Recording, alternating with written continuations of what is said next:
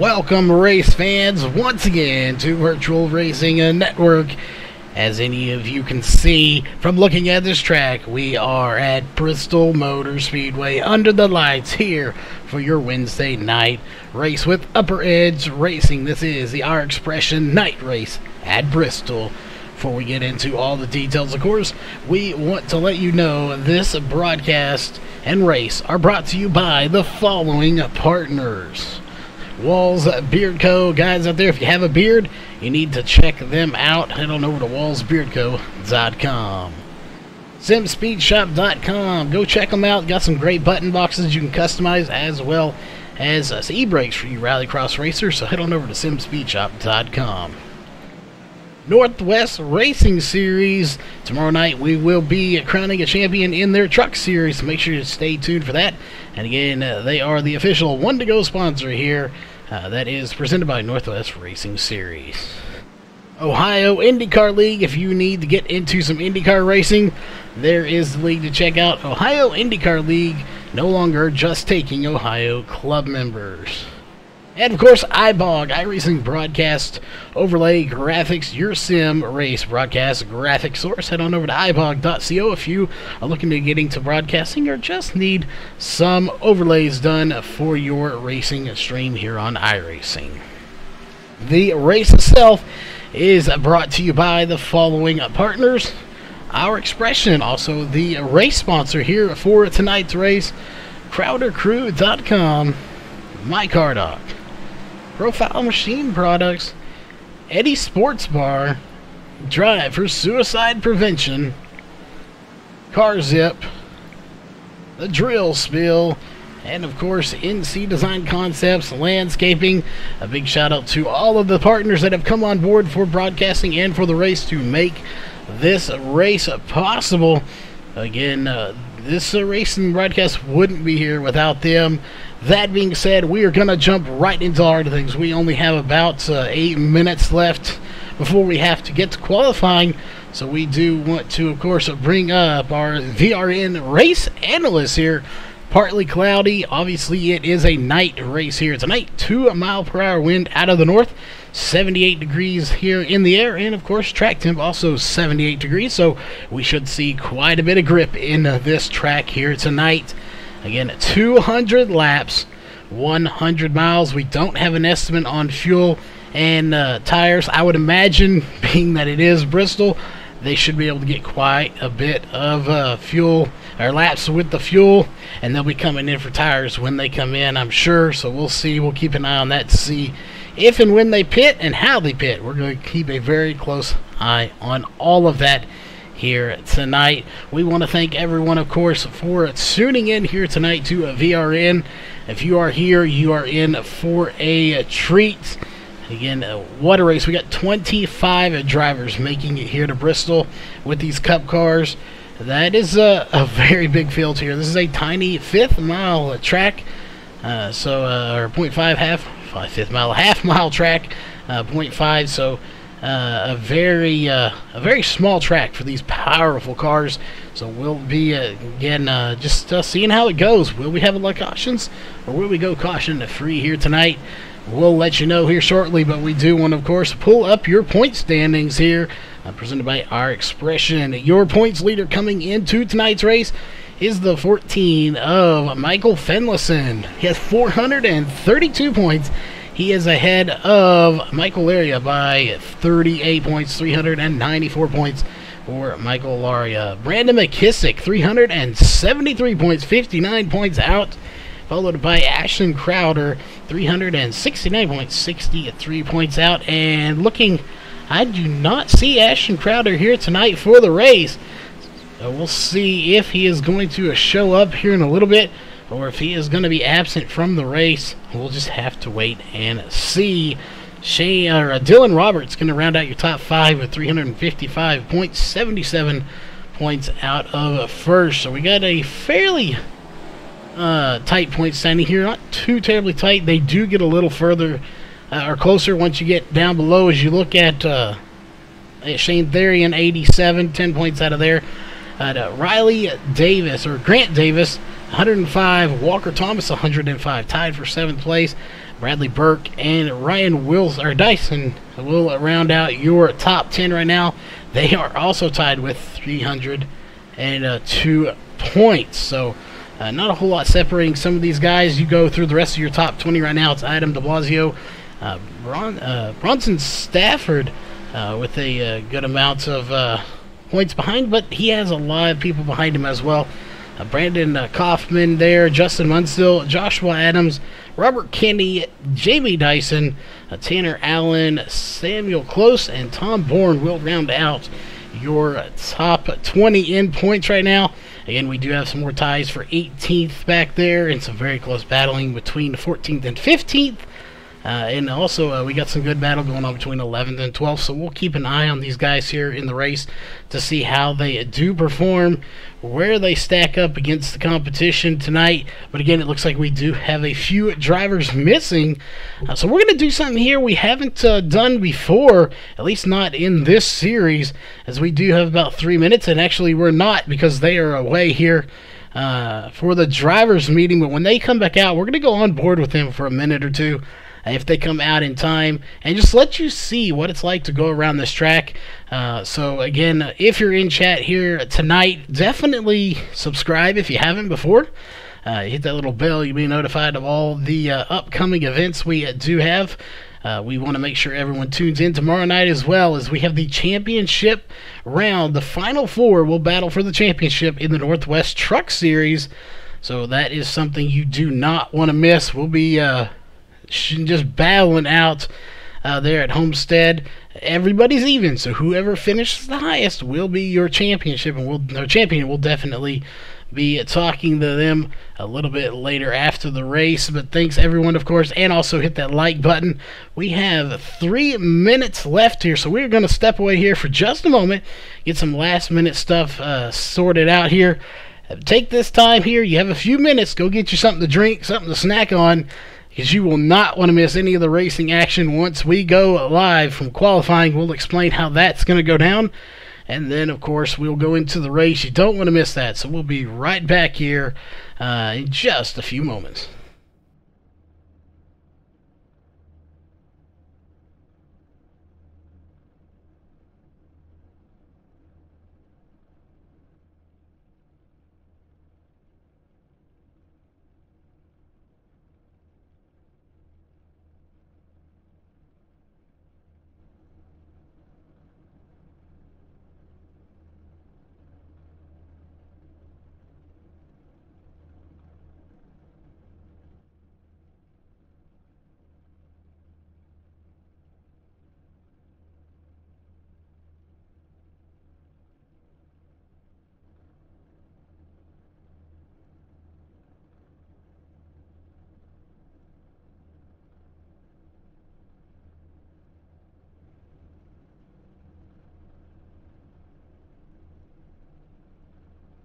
Alright, ladies and gentlemen, we are back here, and it doesn't look like they are going to come back out before qualifying here, maybe get a lap or so in, so we are going to go ahead and step away to the national anthem. So we'll be right back. When we come back, qualifying will be underway, and we'll explain how it's going to work here tonight.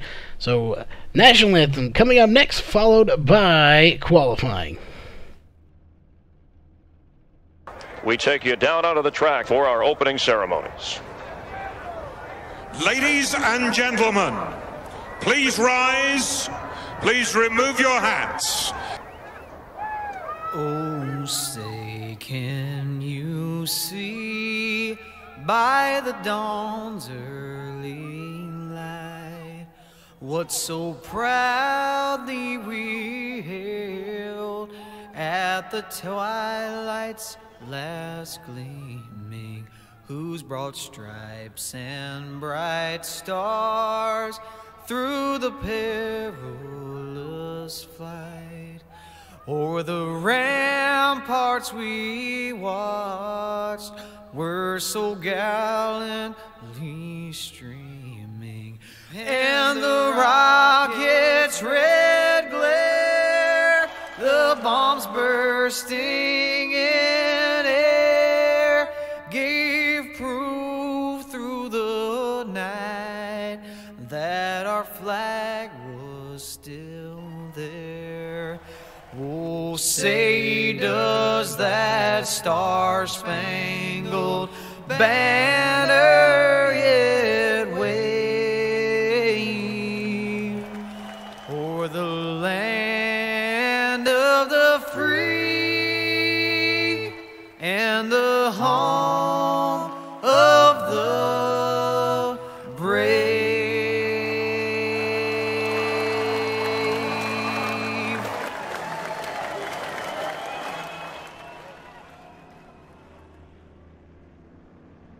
All right, we are back, ladies and gentlemen. Qualifying sort of underway.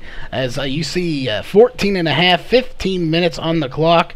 As you can see, a few drivers are starting to roll off here.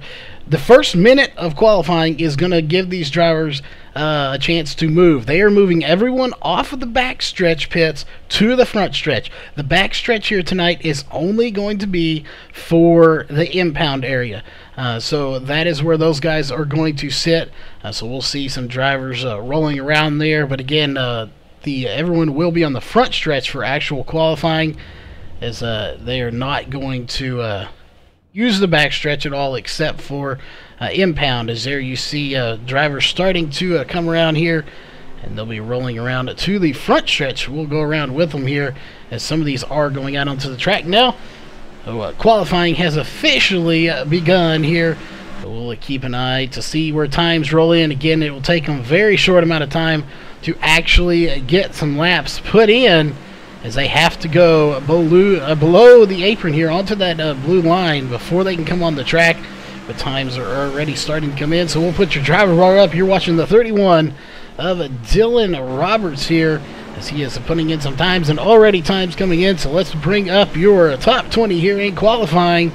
Right now it's still the 31, and now it's going to be Bronson Stafford here that is going to take it to the top of the charts. Again, we're going to be keeping a close eye on those top 8 drivers, as those are the drivers to look for. They will advance to the second round of qualifying. Right now, Shane Terrian is locked in there with a 14.548, as well as Jacob Adams. So Jacob Adams in there as well. Thomas Resi still in there. He is currently 5th place. Michael Laria, we know he's fast. He is currently 6th place. Will he improve on that time? It looks like he is going to shut it down, so he will not. Walker Thomas currently in there as well, as he's actually going to drop to 8th place, as it looks like Tyler Hensley is going to take it to 4th place. Brand new driver here tonight, and he is going to put a very good time in for a rookie here in the season. We have not seen him before, but what a run for the 50 of Tyler Hensley here tonight. Right on the bubble right now is the 18 who's sitting right behind there. That is Walker Thomas. He's not on the track right now. We'll go back here to Tommy Amassi, who has not put in the time in, and there he has. Minute 28 is not going to be a good time for him. Obviously, that was a bit of a warm-up. We'll see what he does on this one, and it's going to be a 15.035, and that won't quite do it. He's going to be back in 18th right now.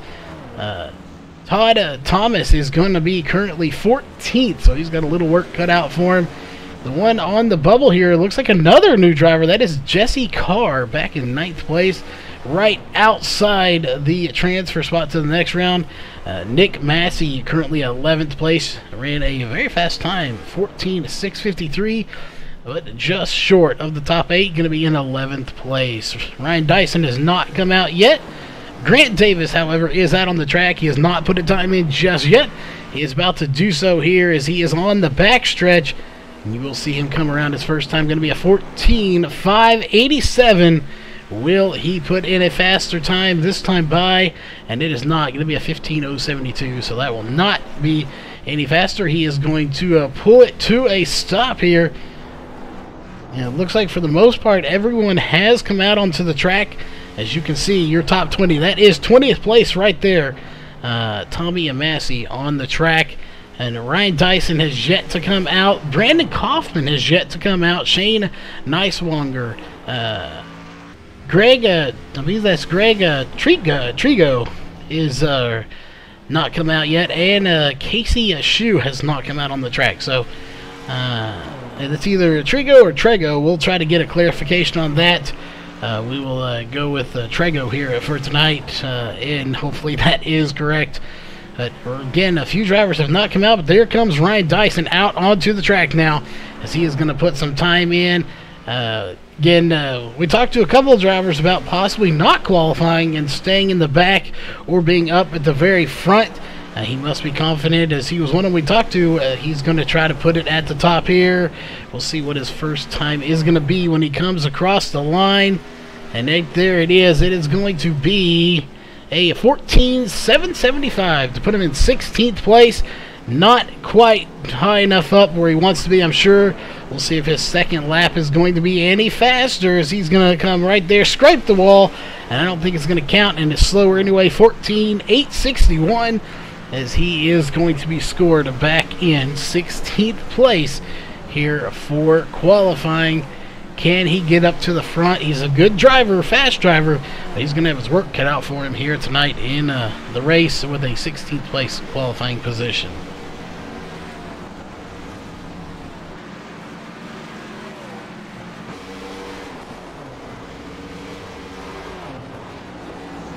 All right, who will be the next one to come out? So far, nobody in the back here past 21st is coming out, as we do have 25 drivers here. 4 of them, of course, not coming out so far. Brandon Kaufman, Shane Neiswanger, Greg Trego, and Casey Shue have not come out onto the track just yet, but we do have some other drivers out. Walker Thomas in that 18 back out on the track. His last lap was a 19.049. 592 was his fastest lap, and it looks like he is going to shut it down there. Jacob Adams in that 48 machine, currently 5th fastest. He is set to advance. And Grant Davis right on the bubble in 8th place.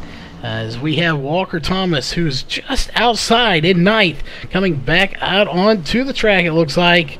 As there he is. Possibly he is coming back out onto the track again. So we'll see if he can try to get up there. He is just outside, trying to get into that top 8 so he can move on to the next round. The question is, will he be able to move on? Will he not? We just don't know yet. We're going to have to keep a close eye. And it looks like they're going to slow down just a little bit here. So we want to again thank everybody for tuning in with us here tonight. And as always, of course, definitely hit that subscribe button and the like button. Let us know if you enjoy the racing here tonight. So far, we are in qualifying, so a little early, but I can almost assure you there will be some great racing, as it looks like some of our drivers are coming down pit road here, and everybody's going to put it to a stop here.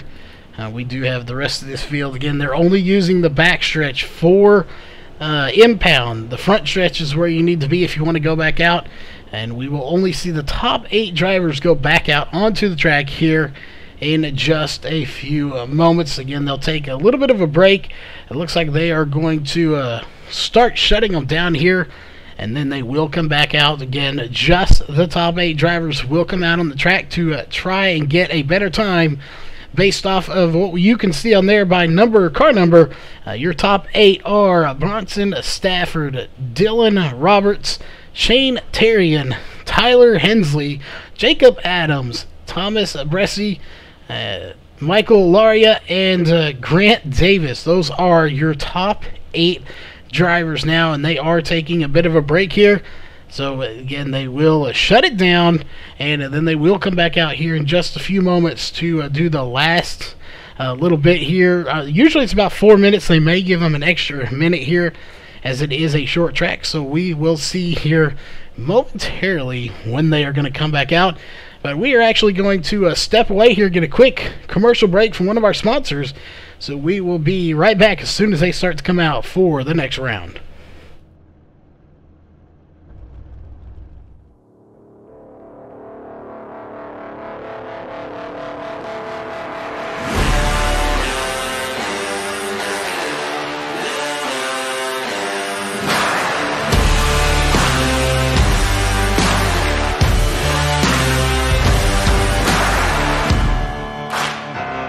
I spent my whole life chained to the wall.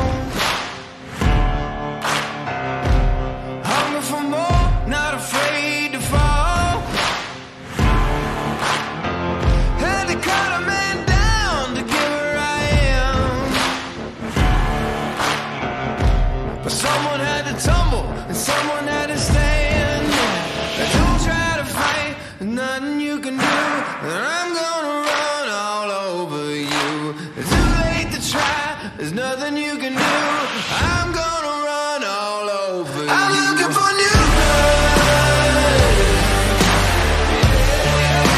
and nothing's gonna stop me now. Yeah, I'm looking for new blood, and nothing's gonna stop me now.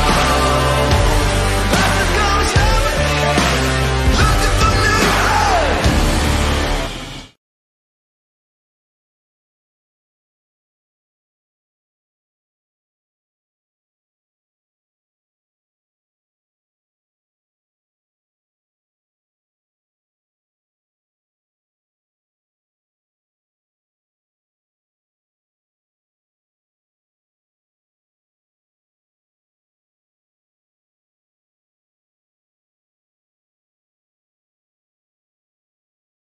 We take you down onto the track. All right, we are back. Sorry about that little interruption there. We forgot we had the national anthem queued up. We do apologize, although we wouldn't mind playing it several times here tonight, as we are very patriotic here at VRN. But the top 8 coming back on to the track once again, as we have a fantastic race in store here. Bronson Stafford is your pole sitter right now as they run. So let's look. We'll pull up your driver bar. He is in the 61. Dylan Roberts not coming back out. He is also in the top 8, but he is seeming pretty secure in his position, as Shane Terrian is out on the track as well in 3rd place. He's trying to gain every position he can, but he's going to shut it down, and it looks like Tyler Hensley is going to be on pit road. Jacob Adams, however, in that 48 machine is not coming back in. He's going to stay out there and see if he can't get it, but he is going to slide it sideways and drift it around the turn to 1 and 2 there just a little bit, and that will scuff his tires. So Michael Laria still out on the track full speed, the only one that is currently out on the track in 17th place, but it looks like he is going to shut it down as well.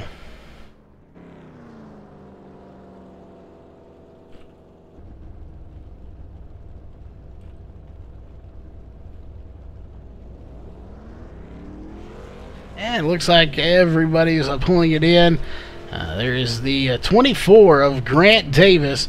Looks like he is going to pull it back onto the track, and he is one of the few, as Thomas Bresci going to come out as well. Only 2 drivers, now 3 coming out.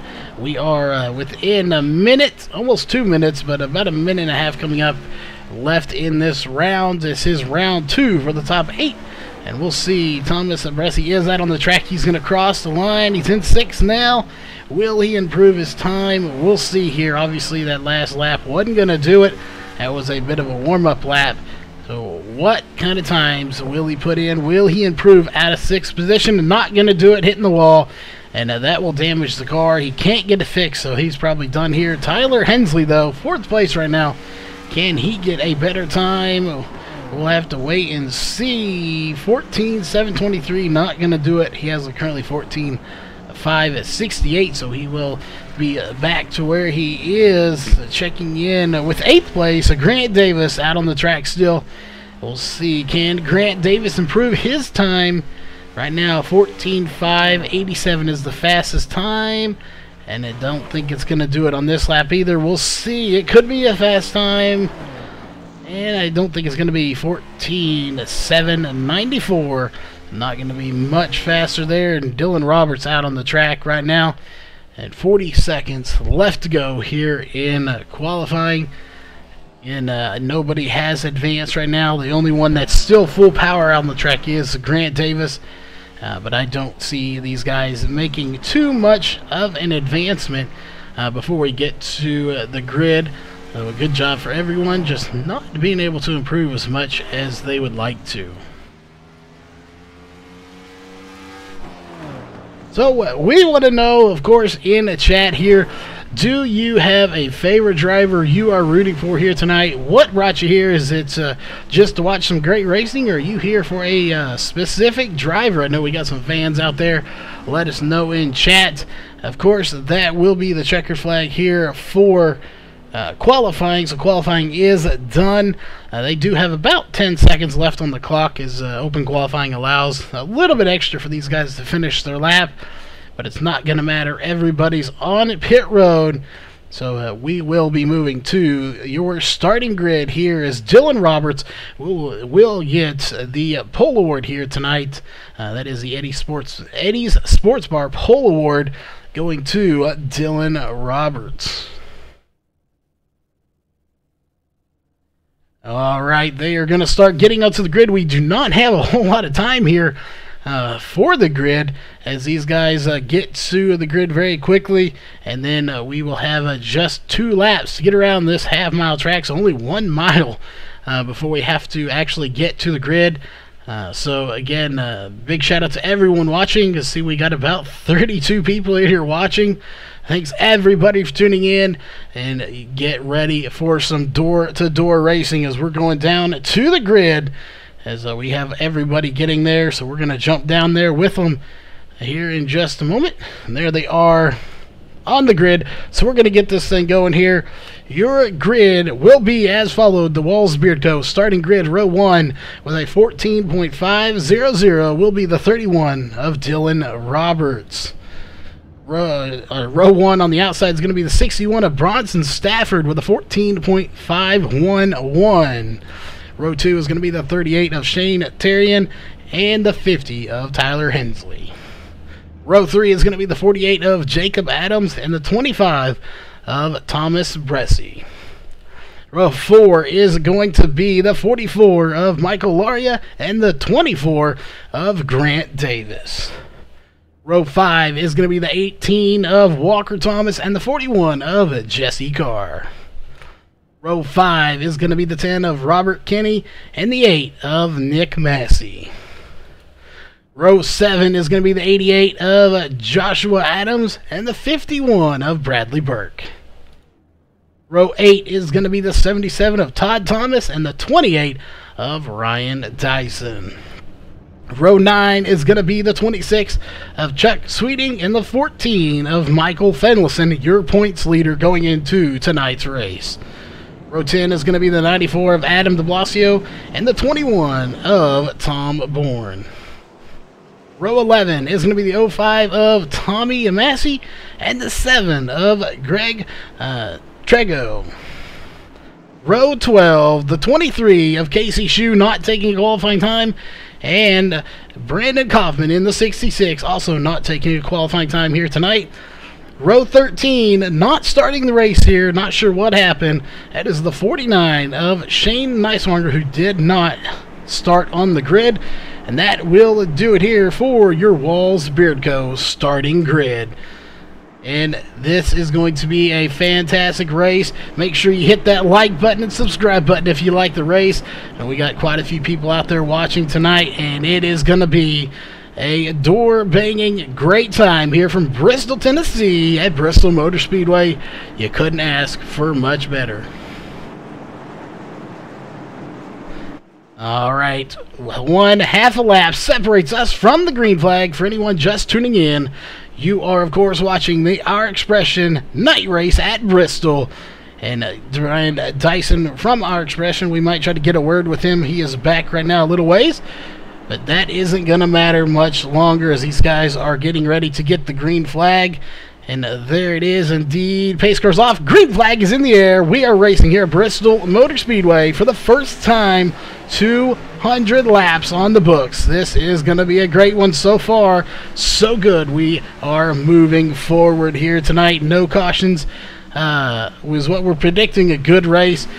They are booking it around this corner as they're going in to the next turn. So far, so good. And we have Dylan Roberts out front, and he's got a lot of company. But Shane Terrian and Bronson Stafford have a huge battle going on as the 61 nearly clips the back bumper of Shane Terrian. Terrian into the outside wall with a little scrape, but it's not going to slow him down, as here comes the 61 of Bronson Stafford trying to get by him.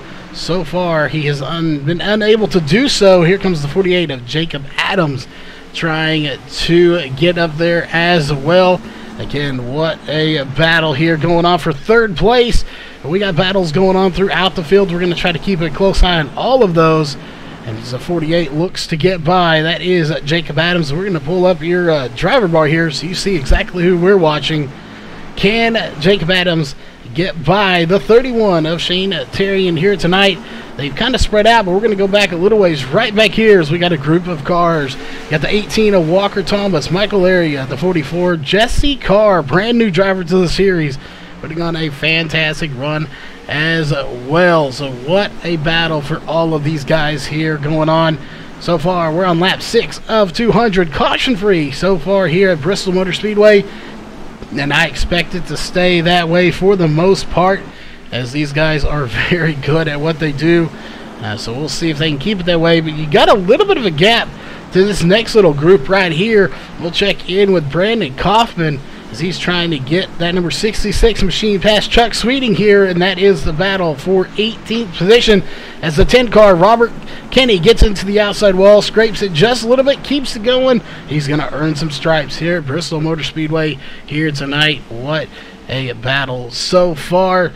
Back to the front to check in with these guys. Really single file out for the most part, as the 38 of Shane Terrian has a huge lead now as he got by Dylan Roberts just then. Just as we went by, he did get by him, as they have put him now back down to third place. But the 48 of Jacob Adams all over the back bumper of Shane. Will he be able to get by him here?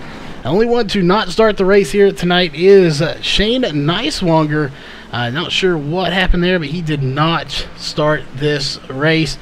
But again, the rookie here tonight, you have two rookies. Technically, as our first caution is going to come out, and it is back for our points leader, Michael Finlayson. That is not what he wanted coming into the night's race. So let's go back and take a look and see what happened to him.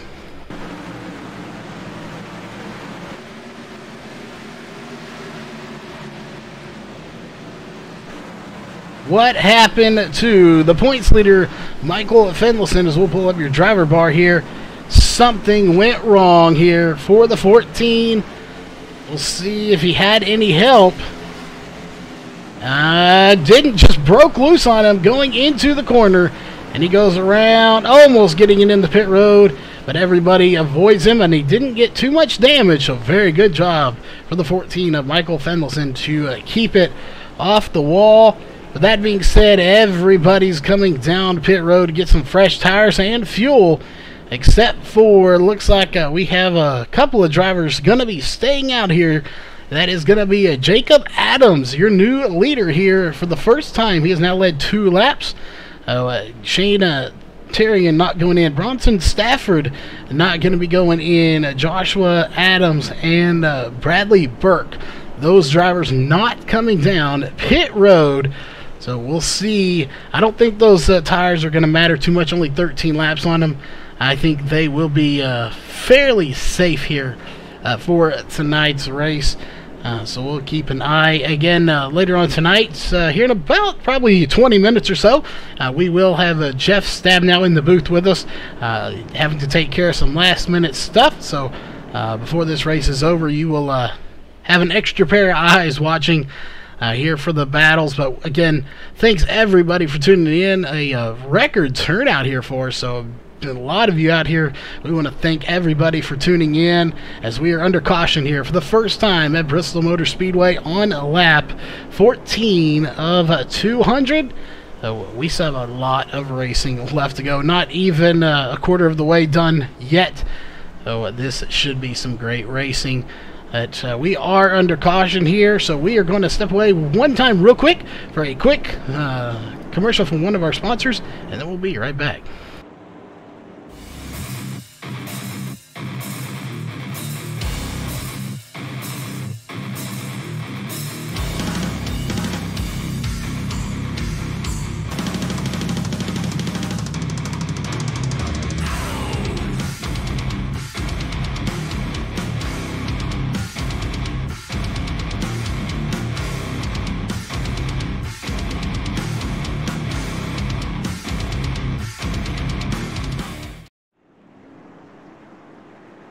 Alright, the lights should be going out this time.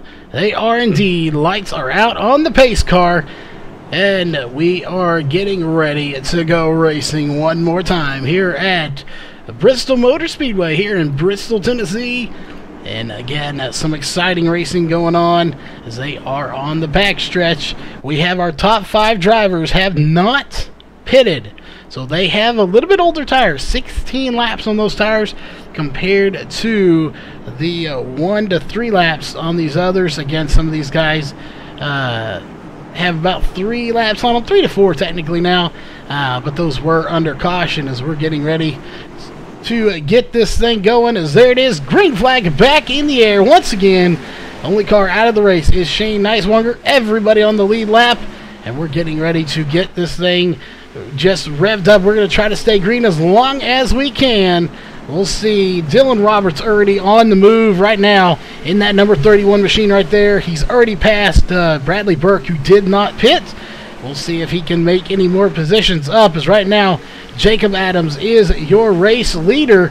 And these guys are making quick work of them old tires as they are already starting to get passed by people. But your top 3, top 4 are still out there. But Bradley Burke has fallen back, but he's hanging in there in 6th place.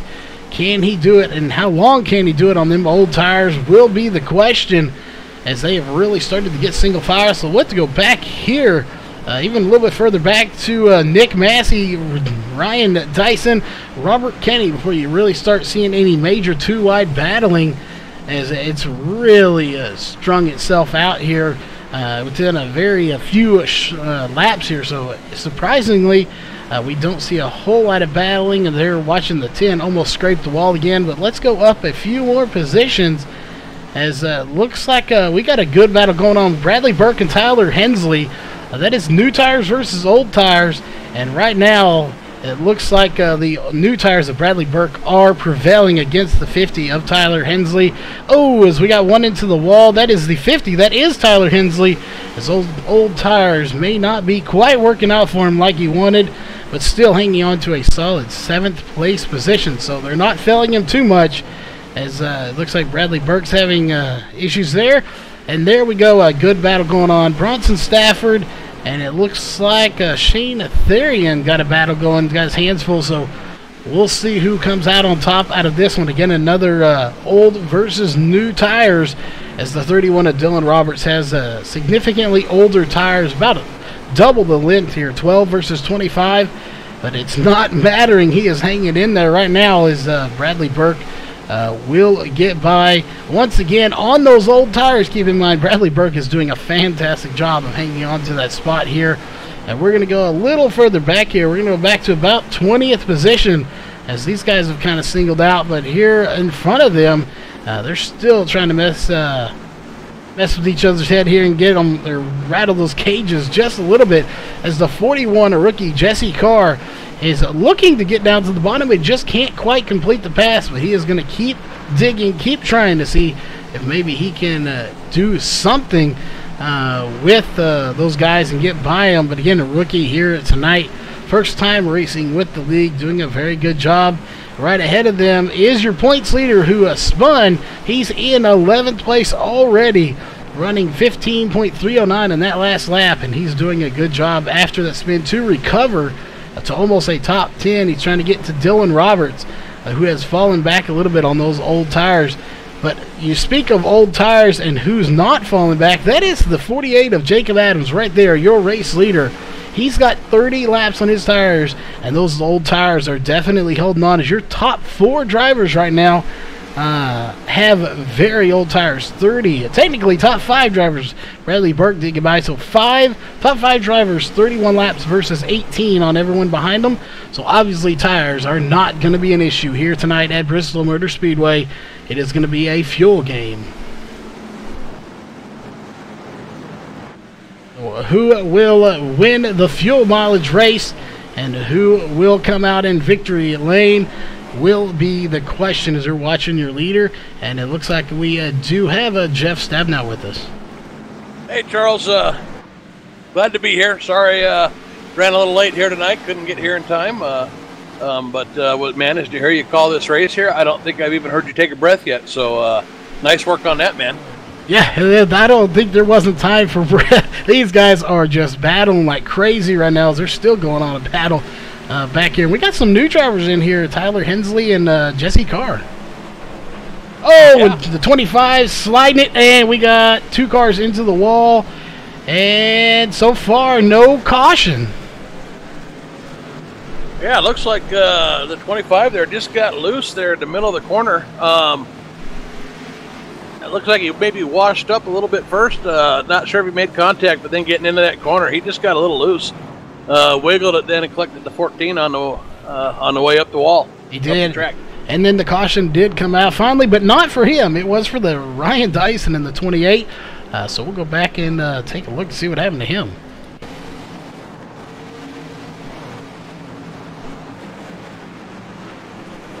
Yeah, still trying to find, getting loaded in here, so It looked like the slow. 25 and the 28 of Ryan Dyson had, they were involved in that first one, and then it looks like the 28 of Ryan Dyson may have just slid it around there.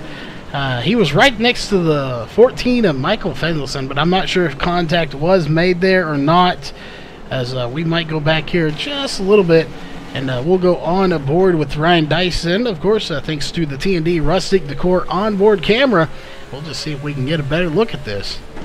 Yeah, I'm looking at it here. I can't really see where any contact was made. It looked like the rear end just wiggled a little bit, and when he went to catch it, it came around.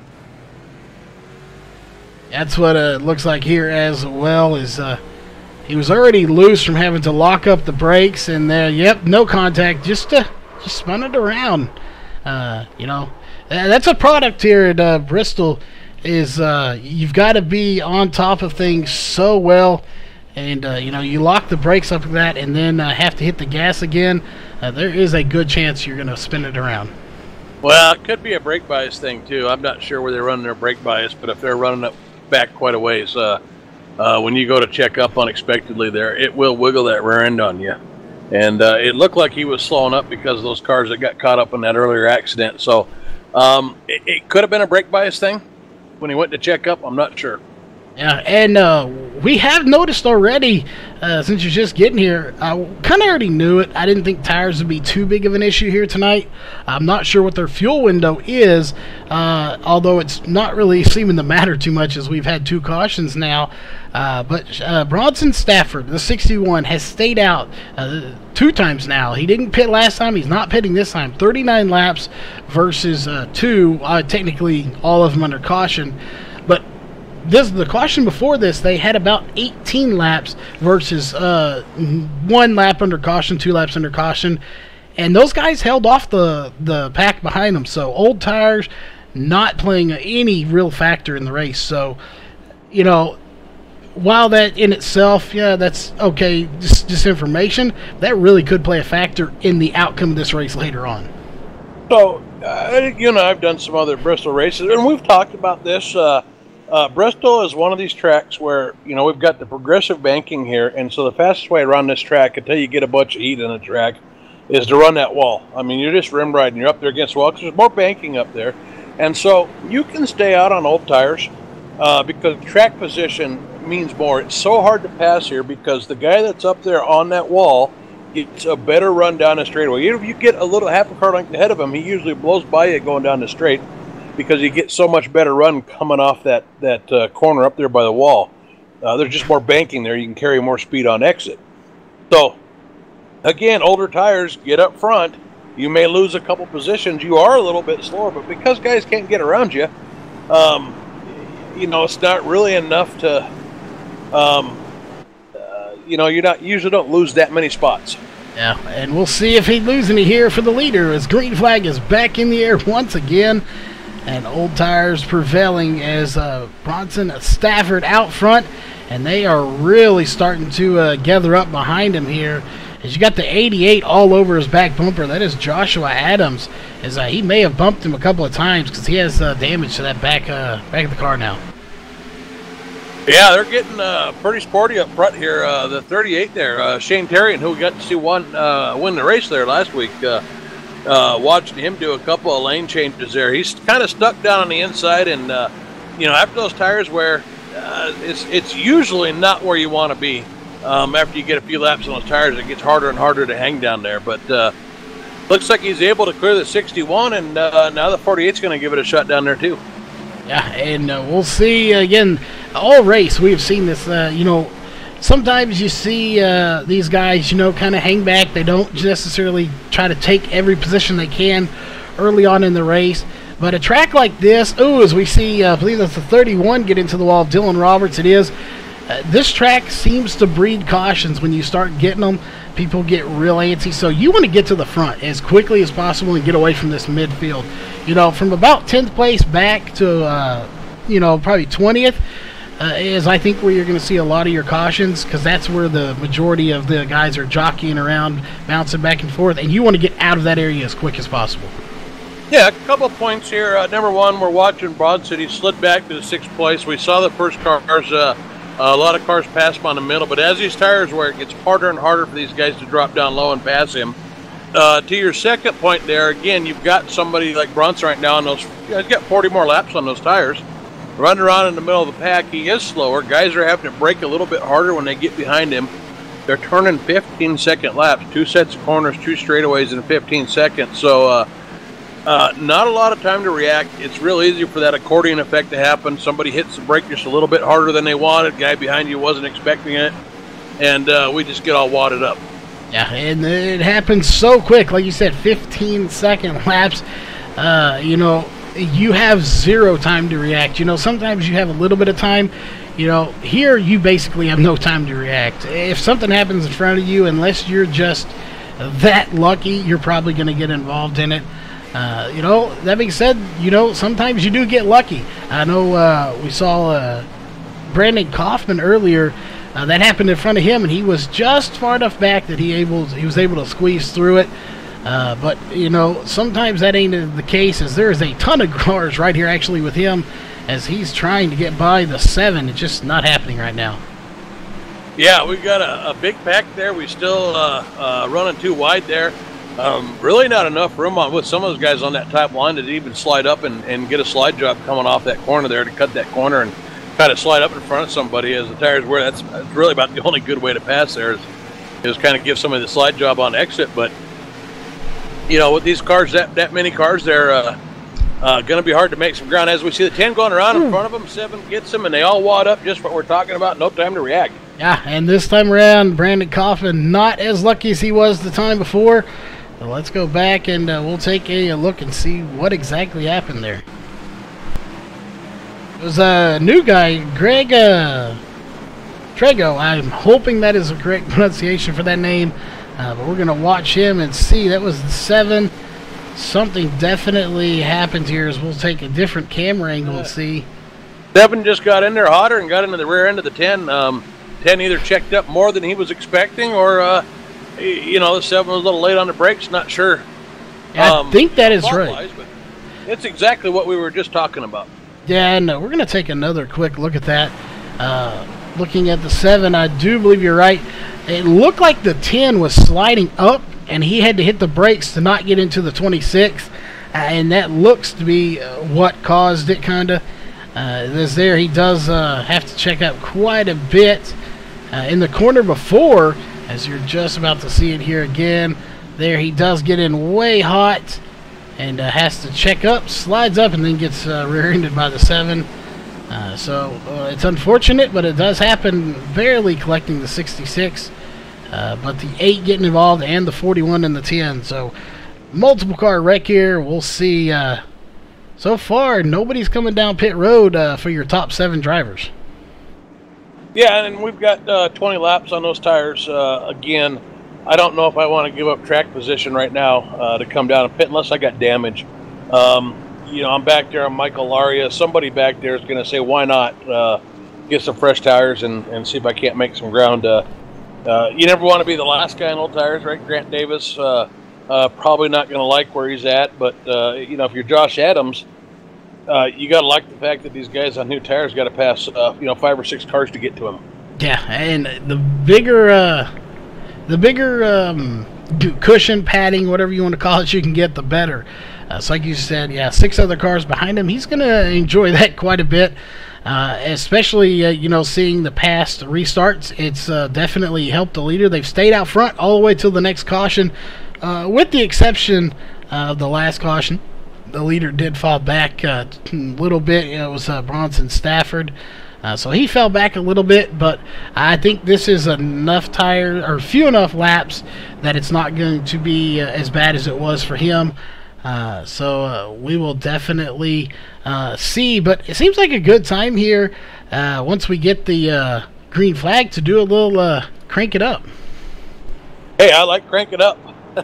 And, as to Bronson Stafford, one of the differences is next car behind him, he was the last car on old tires, right? Everybody behind him had fresh tires. There was no buffer. Yeah. And I think we'll probably see a little bit of this with Grant Davis, although with a little bit newer tires, it won't be as extreme as Bronson's. But, at the end of the day, we got that caution. Bronson fell in line at 11th. I don't know where he was when he decided to stay out of those old tires, but he's not in a bad spot right now. He is not, and the lights are off on the pace car. So we're going to go ahead and go radio silent. We'll be back here in just a few minutes. If you like Crank It Up, loud machines coming by your eardrums, definitely hit that like button because we're going Crank It Up style. So we'll be back here in just a few moments.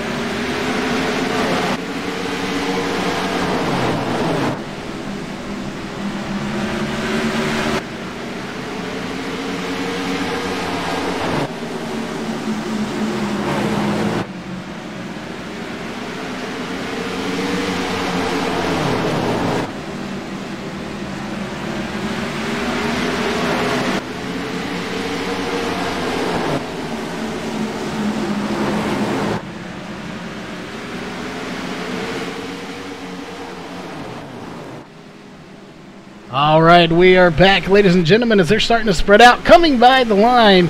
As Jeff was just noticing, we got Michael Laria was in fourth. Now he's up to third. Yeah, Michael Laria, again, he's making some ground on those new tires, taking advantage here and getting a couple of these passes here while he's still got enough grip to dive down there and kind of give him the slide job there. Grant Davis, as we talked about, being that last car in the old tires, he's fallen back to from 7th to 11th, so he's lost 4 spots. Yeah, he is. Bradley Burke and Walter Thomas, I think, have lost a couple each. And, you say you lose like 5 spots. You think about that, but let's go look. There's your leader. As we'll look right there going across your screen. The leader's crossing the start-finish line all the way back to 10th place. That's about a difference of an entire turn. This track is so small that you can fall back, 10, 12 spots. You're really falling back about half the track. Yeah. I mean, if you want to, say it differently here, it takes 15 seconds to get around the track, and from the first car to the last car in line. I mean, we haven't been going that long, but we've got about a 10-second gap to the back of that pack, from the front of the pack to the back of the pack. So, if you're at the back of the pack, you're probably starting about a half a lap down. Yeah, and just to give a quick update here, I thought Brandon Kaufman missed most of that, but he is actually out of the race, 16 laps down. Jesse Carr is 18 laps down, still on pit road, as well as Greg Trego. He is 16 laps down on pit road. Shane Neiswanger never started the race. And I wanted to give an update here. Our first caution before you got here, Jeff, was Michael Finlayson. He is back in 18th place on the lead lap, but that's our points leader not having the run he wants here tonight at all. Yeah, and I don't know how bad he's damaged or anything. Obviously, I didn't see that, but damage doesn't hurt you much here at Bristol. It's not so much for an aero track. Yes, we're carrying enough speed that aero does affect us, and there's certainly a little bit of downforce and all that, but for the most part, we're not as worried about getting some of that body damage here as we would be at a much bigger track. Yeah, and while we were talking about him, Michael Lauria did take the lead here of the race, and he's about to take the lead lap from Michael Fendelson as he does there and puts the 14 a lap down. So he is set to be the first car a lap down if the caution was to come out. But he is now a lap down, and that is not what he wants here, as the caution does come out. Caution's out. We'll go back and see. Actually, they got me once again. They keep getting us on that. That is actually the competition caution. You're absolutely right. 75 laps. They do stages here. That was the competition caution. So Michael Lauria will be stage 1 winner here at Bristol Motor Speedway, as he's going to take it to a complete stop, so the pace car can get by. But the 14 will get his lap back. So, you couldn't ask for a better timed stage caution there for the 14. No, and there's probably a few other cars that are going to be real excited to see this too. Maybe not because they're getting lapped, but because they want to get into the pits and fix a little bit of damage here too. Chance to take a swing at it here. Yeah, and I expect here, with this being just a caution for the stage, everybody to come down. We'll see that looks like the 25 staying out, but I believe the 25, that of course is Thomas Bresci. He is actually 7 laps down, so he cannot come in pit road. But everybody else looks like they will be coming down, except for Joshua Adams in the 88, who has 2 laps on there, so he just pitted here before this caution came out. Yeah, I'm not sure that's not, obviously the way to go there. We've talked about some of these other races pitting right before they close the pits here. If you can do it without going a lap down, I wasn't sure you could actually do that here at Bristol. But to get out there on fresh tires and get up front, I still not sure how he did that, but it came out in a nice place. I mean, fresh tires up front. Yeah, definitely a good call there. We'll see if he can hang on to it, as Bronson Stafford is going to be back up at the front as well. But Bronson Stafford has quite a bit of damage to the front of that car, as it looks a little crinkled up. So something, he's been involved in something that got quite a bit of damage to the front, and that very well could affect his car here as the way it's going to handle. Yeah, I guess I was a little bit confused there trying to figure out what happened with Josh Adams. He was running pretty far up, but Michael Lauria, I thought he had stayed out initially. But he did come in and get new tires, but I'm not sure what happened for him to go from 1st to 12th on those pit stops there. I don't see anything on my timing board that would indicate that he had an issue. Yeah, I don't either. 29.1 seconds on pit road, 15 seconds exactly in his pit stall. So nothing major there. Only thing I can think of is everyone ahead of him took a little bit less time, 14.2, 14.4. And interesting enough, I don't even have a time for Tom Bourne, the 21. He went down pit road for 28.8 seconds, but has no pit stop time. Yeah, and I'm a little confused. Maybe my timing board's just not up to date or something. But yeah, Josh Adam was running up front, so it's not a surprise to see him back there. I'm just confused as to what happened to Michael Lauria. Yeah, well, apparently we have Chris Wright telling us the 44 missed pit road the first time. So, we try to keep up with everything, but it is hard to do. There is 25 cars out on the track to keep track of, so we can't try to see everything, but it doesn't always happen. But right now we're back to racing once again. Stage 1 is complete. We're on stage 2 here, and this, of course, is the final stage. And it looks like, we'll take a look here. Bronson Stafford's got company coming from Shane Terrian right now, as these guys are really starting to mix it up here as we're getting within 20 laps of the halfway point. Yeah, then if we go back there, probably, about 10, 11, 12, somewhere in there, we've got some cars that are running too wide there all over, trying to get some moves there, probably from about 10th back to 16th. We've got them a little bit bunched up there, and we got a couple fast guys back there trying to get through. Yeah, and something happened here. We're looking at Adam de Blasio. He's got damage to the back of the car. Looks like somebody may have gotten back at him. I'm wondering if it was the 50 of Tyler Hensley, as I thought I saw some damage to the front of that car. I'm not sure. Maybe not. May not have been him. Somebody got into the back of Adam de Blasio in the 94 to give him damage. So we'll have to maybe keep an eye on that. Maybe just scrape the wall. But something gave him a little bit of damage. So we'll check in. But I think those tires are not too bad here, obviously, for Joshua Adams, as he has pulled a huge lead of 1.399 seconds. Yeah, Josh Adams, he's just checking out on us here right now. You know, we saw him pull a little bit of lead there on the previous run when he was out front, but nothing like this. So, yeah, you know, I'm not sure if that's just Bronson Stafford's a little bit slower than the guys that were out there, and he's holding up everybody else here a little bit. I'm suspecting that, but yeah, Josh Adams is kind of in his own zip code right now. And check in the 05, Tommy Amassi pulling it down here, as he has had 5 pit stops, and he is on the apron going very slow as he's going to try to get back into the track.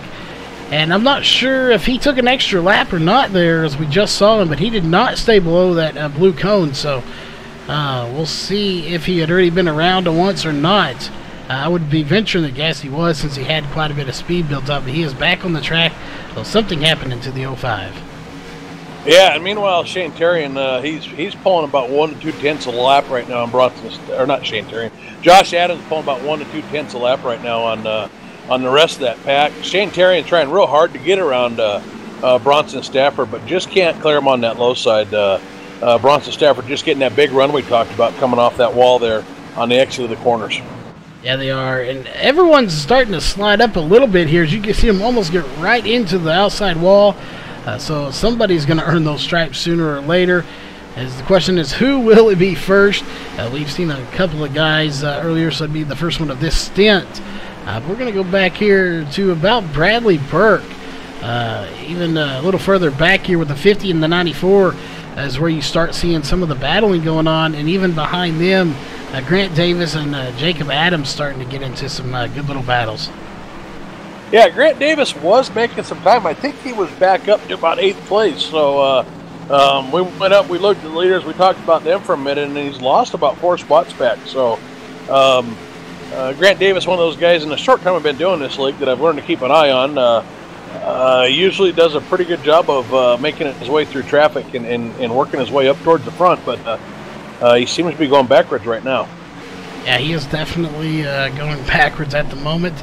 Hopefully he can get it going back in the right direction, but right now just not going the way he wanted, as it looks like someone who is moving forward right now. That is the 51 of Bradley Burke. He's been up front earlier. We'll pull up his information here. He started 14th. He's up to 7th. He's been as high as about 4th position, so he's fighting his way back, but he is definitely moving back to the front of this field again. Yeah, and I was watching Shane Terrian there and Bronson Stafford again there for a minute. Shane Terrian starting to get a little impatient. Had a nice side-by-side battle going, washed up the track, though almost got into him. I don't know how they didn't hit. Shane Terrian had to do a big-time checkup. So now he's getting another run at this. But I think the 61's definitely got a few cars behind him who really want to get by and are getting a little impatient. And now Shane Terrian's probably going to get trapped above the have to deal with 21 for a while before he can make another run at Bronson Stafford there. Yeah, he is, and we're looking at their last lap times. Your leader actually just ran a 15.8, 15.6 for Bronson Stafford, 15.5 and 15.6 for Shane Terrian and Tom Bourne. So they are just a little bit faster. The 61 may be holding them up. Just a little bit of caution's out. And, yeah, and as the lap times, when you can't get past somebody, you're going to run the same lap times, though. So we wouldn't know unless they got by.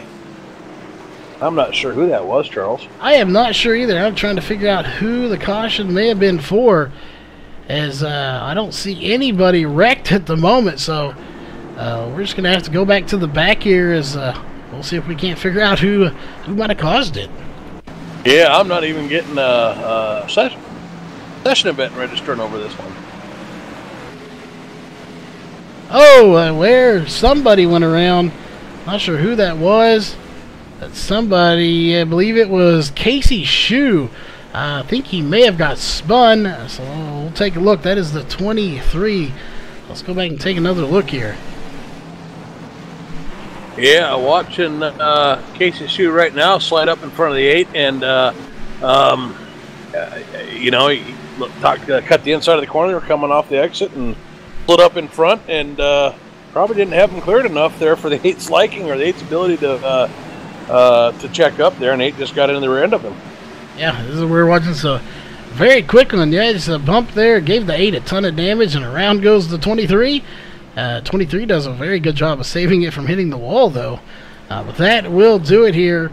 And looks like we got everybody coming down pit road. We'll have to see here. It looks like some people still on pit road. Again, it's Grant Davis staying out, too. Sorry, Charles. No, good. Yeah, Grant Davis is going to stay out. This pit road's tricky. There's 2 different sides, especially with this many cars. So you got to know which side is yours, and it's hard to keep track of all of them. As to which side they're on, but yeah, like you said, Grant Davis is going to be staying out. Yeah, and believe it or not, it is so easy to get disorientated on this track. Pretty soon, you got to start trying to figure out which wall sign. So you're watching the wall to see where the sign is, figure out which side of the track you're on, and if your pit exit's there. And it is extremely confusing when you're running both sides of the pits. And you're flying around this track here at Bristol, you get disorientated. Yeah, it definitely can be. There's a reason I'm glad I'm up here in the booth and not on the track with these guys. It's just so hard to get around when you have to pit and figuring out where you got to go. And, you know, it's different because you come in here for practice. Your pit stall may not be the same place it is for the race. So that can really throw you off. If you're on the, you know, like the 5th person in here, your pit stall's the 5th one on the front stretch. And then, you know, after qualifying, you're on the back stretch. So it really can get confusing, especially if it changes for you too much. Yeah, absolutely. I can't tell you how many times I've done stupid things here, and you know, and then you just hope that the broadcast didn't get you trying to pit here at this track. It just messes with my head. Yeah, it does indeed. And that being said, we're over halfway already. We have not been here long at all. We've only been here a little over an hour. Of course, part of that was for the pre-race show. But while we have a moment here under caution, before those lights go green, we want to again thank everybody for tuning in here tonight. Everyone that's shown up, definitely hit the subscribe button if you haven't, and hit that thumbs up if you like the racing so far. Very few cautions as the green flag is back out. Grant Davis back on the loud pedal once again, and he's got Joshua Adams coming to the inside already. Yeah, and Shane Terrian is able to get around Bronson Stafford there. He's got that outside preferred line here. As I say that, Bronson Stafford inches ahead, but I think Shane Terrian probably going to be able to hold that if he doesn't allow a big gap. And just as I said that, Bronson Stafford slides in actually up ahead of Grant Davis there. He does, and these guys, again, we talked about it a second ago, especially now, 110 of 200 laps is what we're on right now. These guys are really starting to get up there and get a little bit more aggressive. They're not wrecking aggressive, but they are getting a little bit more aggressive, trying to get every position they can, and somebody just got well off pace. I'm not sure who that was. It may have been the 25. Yeah, I'm not sure. I didn't see that. I was watching the 2 wide or the 4x2 battle there with Grant Davis and the 26 there, and about 4 other cars there just behind the leaders. Yeah, it was actually the 77 just dove it all the way to the bottom. I thought he was about to get into the wall, but he saved it. That is the 77 of Todd Thomas, but he does a good job of saving it. And going back up close to the front, Tom Bourne. We haven't talked about him a whole lot. He started 20th. He's up to 3rd place right now. Yeah, and the 48 also caught some apron and went for a ride down there. So he was able to save it, but he lost some serious ground there. Yeah, and it's unfortunate. Some of these guys we're used to seeing up towards the front. Here in the back as, You look at the 48, started 5th all the way back to 17th. Again, a few drivers out of the race. Jesse Carr, Craig Trego, and Brandon Kaufman out of the race. And Shane Nicewanger, of course, didn't start. But once again here, Joshua Adams to a dominant lead. Yeah, and again, I don't know that this time, you know, on the last run it kind of looked like maybe Bronson Stafford was bottlenecking the rest of the field here, but certainly not the case on this run. As we see you know, Bronson Stafford has actually got himself a little bit of gap to the rest of the field right now. So Josh Adams just that fast. Yeah, and I think Bronson Stafford may have got that damage fixed too that he had.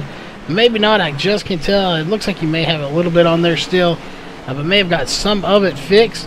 Tom Bourne, Shane Terry, and Michael Laria are your top 5 right now. Of course, Joshua Adams out front. So looks like, I'm not sure who that was. That might have been Tom Bourne. No, it was Shane Terry that may have scraped the wall just ever so slightly, as we've seen several guys get into that outside wall so far. Yeah, I think they've all scraped it. Watch Shane Terry in there. He tried to make a move there on Tom Bourne on the inside, and he got just a little bit of wiggle and had to get out of it and gather up that rear end, and actually allowed Michael Laria to get back by him. He did indeed, as we'll get a little bit closer look here at these guys battling. Again, such a great battle as we're on lap 121 of 200. This race is actually wrapping up very quickly here, as Michael Laria is on the move right now. We'll take a look at our cautions. We've had 5 cautions, 21 laps, 79 laps to go with 9 different lead changes. Yeah, you know, and we've got 122 laps on this track. I'm not sure where our track temperature started at, but maybe enough heat, enough rubber down that top line may be starting to go away. You know, I see 20 laps on these tires, and Michael Laria is getting around guys on that inside line right now. Just as I said that, the 20 comes down a little bit, and he clips the rear end, and nice recovery there by the 21 after he slid up into the wall. Yeah, that was a hard look into the outside wall. He almost drove up the wall on top of that, but like you said, great recovery from it. So you can't ask for a better recovery than that, as he is going to lose some positions, but it's a wonder that car did not spin around. So fantastic job by Tom Bourne. Yeah, the fact that not only did he not spin around, he only lost 5 places after being nearly sideways on there, bouncing off the wall and coming back down. So yeah, kudos to Tom Bourne there. That was a fantastic job saving that car. It was. Caution's out. Caution is out. It looks like it's going to be 48. 48 of Jacob Adams. Go back and take a look.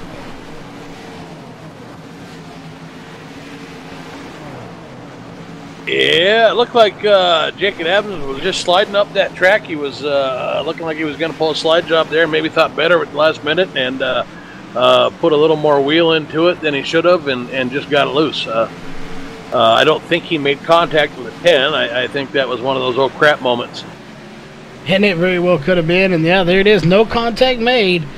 Just bring it around. Good job to save it from getting into the wall, either the inside or the outside, as he's going to actually drag race the pace car here for a second as he's getting it going again. Caution coming out once again as we go back up to live. As we kind of figured, everybody coming down pit road. It looks like Casey Shue is coming down the opposite side here. But everybody coming down, with the exception here of Nick Massey in the 8. He is not coming down pit road. He has 24 laps on his tires. Yeah, and I'm trying to figure out what's happening here. It looked like he was not coming down, but he's sliding back, letting cars go around, so maybe he missed his pit entrance too. It certainly looks like it. Yeah, we'll keep an eye on him and see here as he is coming down pit road now. So definitely we come down to get some tires here. So he's got a very heavily damaged car. So you can actually see the radiator showing. So heavy damage to the 8. So he's going to come in and get some fresh tires and fuel. But everybody came down this time, with the exception of Tommy Amassi, who's 1 lap down, and Thomas Ressi, who is currently 7 laps down. So other than that, everybody coming down pit road. Yeah, not sure if Tommy Massey's getting a lucky dog or not, but Thomas Bressy for sure taking a wave around here. They are indeed sitting right out in front of the leader here.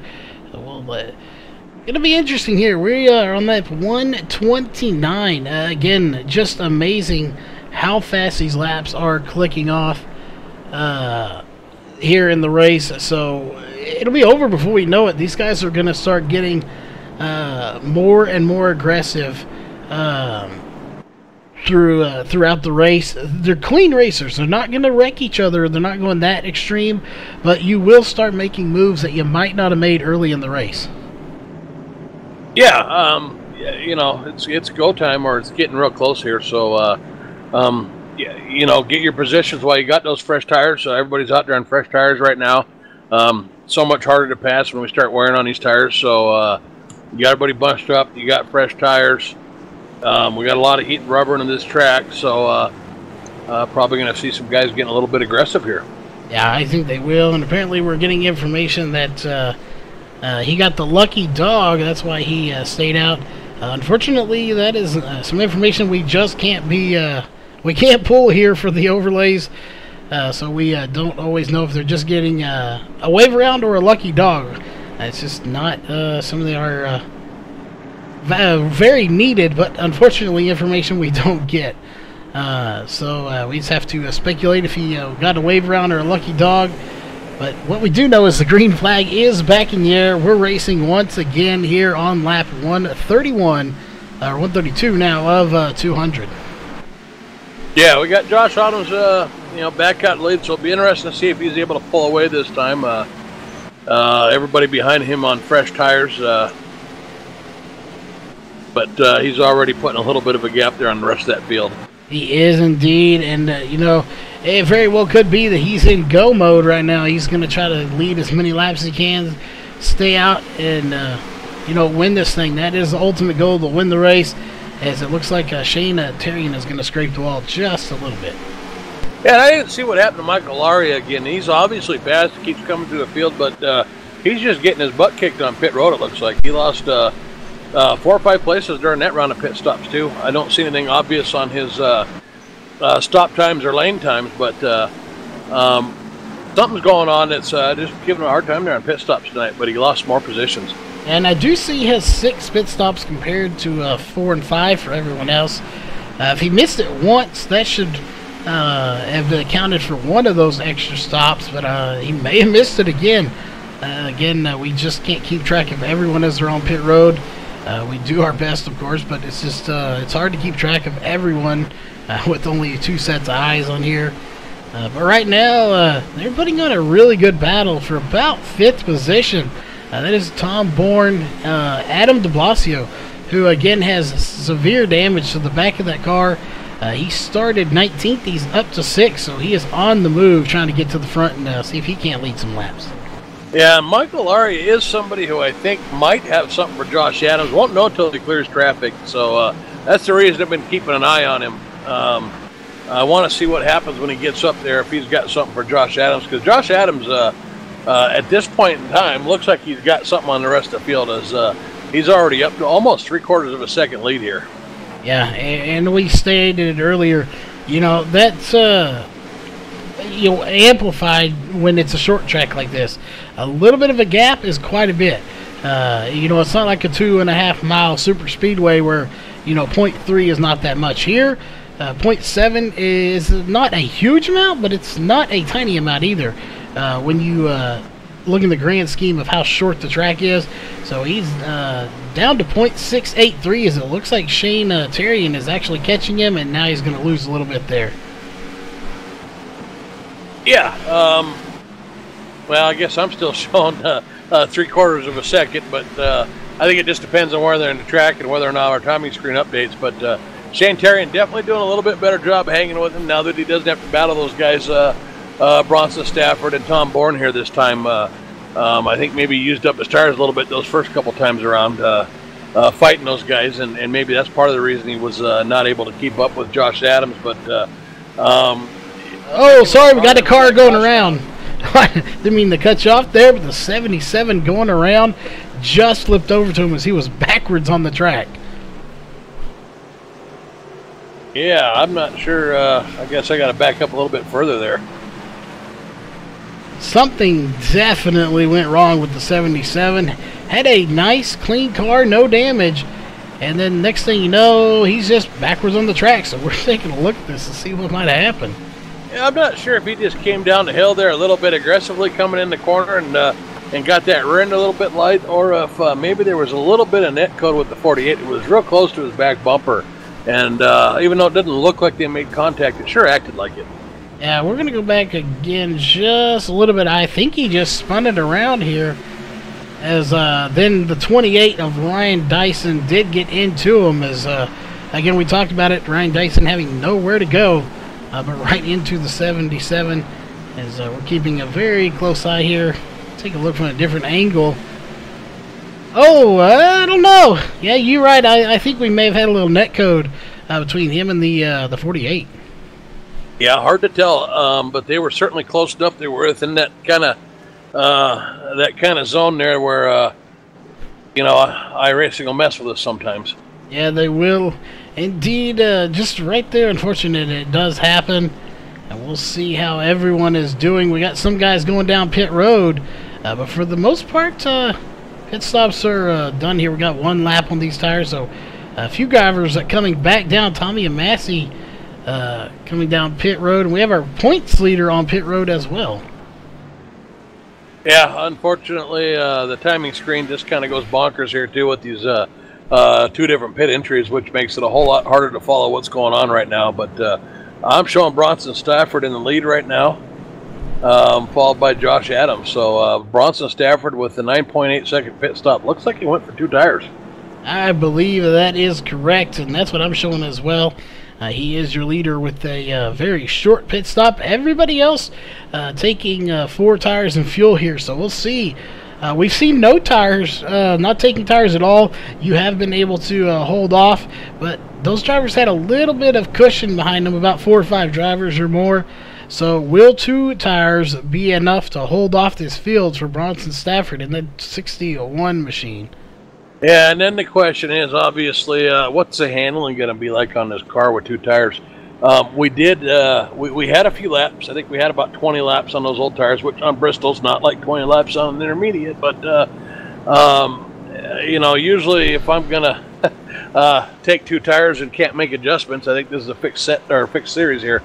I feel like 20 might be pushing it for taking 2 tires here, but these guys probably know better than me, and we're going to get to find out. So excited for that.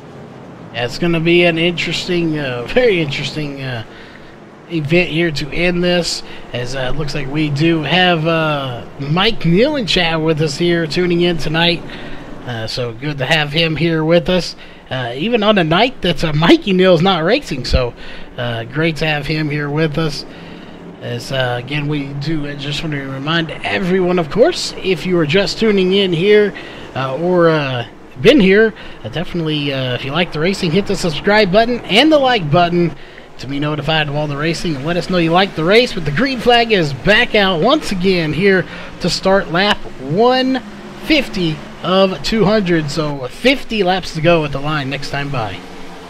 Yeah, I think Josh Adams looking to make some quick work here, but Bronson Stafford getting that big run off the corner there, so Josh Adams able to get in there real hard and heavy, but not able to complete that pass right now. And Michael Ari up to 3rd place behind Josh Adams, and they got Shane Terry in there kind of stuck on the inside right now. Yeah, and I'm curious here, while these guys are really starting to battle, when will the next caution be? I don't think we're out of the woods for the cautions coming out, especially not at a track like this where it's this short, this close quarters battling. As you got a good battle going on between Shane Terry and Adam de Blasio. So, those guys are side by side. Eventually, they can't do that, so we've got to get clear of each other as quickly as possible before those tires really start to wear off. Yeah, Bronson Stafford doing a good job of holding that outside line right now against Josh Adams and getting that run off the corner. So we know Josh Adams has been faster than Bronson Stafford in the previous runs when he gets out front, but not able to overcome that run that Bronson Stafford's getting off the corner right now. No, definitely not. And we'll go a little ways back here to Grant Davis. They've got some good little battle going on behind them. Tom Bourne and Walker Thomas. 94 got loose. 50 gets into the rear end. He goes around. Not sure if we clipped Shane Terrian or not. It was real close on that one. We'll go back and we'll take a look here as the caution does come out as predicted. I didn't think we were out of the woods just yet. Yeah, I don't know if we'll be out of the woods until there's 5 to go, Charles. I venture to guess with that one, as we'll take a look here and see what happened between the 94 and the 38 possibly. I think he just got loose. I thought he got loose too. I don't know if there was a little net code there or not, but the 31 with a hard hit into the wall, nowhere to go, tried to drive underneath the 94. I think for the most part, everybody else escaped damage until the 94 got down to that inner wall, and then the 31 just had to pile drive it in the wall. Yeah, we'll go back here and we watch the 94. We'll go watch the 31 and see exactly here what might have happened. All right, how hard he hit that wall as we're taking a look. Yes, there it is. Oh, yeah, the 94 just pile drives him right into the wall. A ton of damage to the 31. But at the end, unfortunate for the 31 of Dylan Roberts. He's had a fast car pretty much all night long. Yeah, and so I was curious about tire strategy here. I see that Bronson Stafford's going to stay out there on his 2 tires, it looks like. And Walker Thomas looks like he's staying out there with 12 laps on his tires. But Josh Adams and Michael Laria and Shane Terrian all look like they came in for some new tires. And again, I don't know if 12 tires is going to be a big deal. We've seen it earlier. It wasn't too big of a deal. But we want to reiterate, it wasn't a big deal when you had, 6, 7 cars behind you that did the same thing. 2, I don't know. I think we may see the 94 of Adam de Blasio, Bradley Burke, or even Joshua Adams in that 88. I think we may see them get by these guys fairly quickly as they don't have that padding there between them. And especially, I think Walker Thomas may fall back faster because he'll be on that high side. Yeah, I don't know. We've got a couple 2-car tires or 2-tire cars behind him. We've got Bradley Burke with a 2-tire pit stop. Adam de Blasio, I'm not even sure he took tires. I think he just grabbed a little bit of gas. We got Jacob Adams with a 2-tire pit stop and Tom Bourne with a 2-tire pit stop. So we've got a real mix of 2 tires, 4 tires, and maybe a gas and go up front there right now. And watching that last run, it really didn't look like Josh Adams was able to get much of a run, kind of cutting that corner on the exit, cutting that off, and it's about the only way you can pass there on the inside, and slide up in front of him. He wasn't able to complete that even on the fresh tires. So between that mix of new, 2 tires, no tires, and 4 tires. And possibly that inside line going away a little bit. I'm not sure how easy of a time these guys are going to have getting back up there. Yeah, one thing we know for a fact, we'll know here in just a minute as we're on lap 160. Seems like a great time to go crank it up.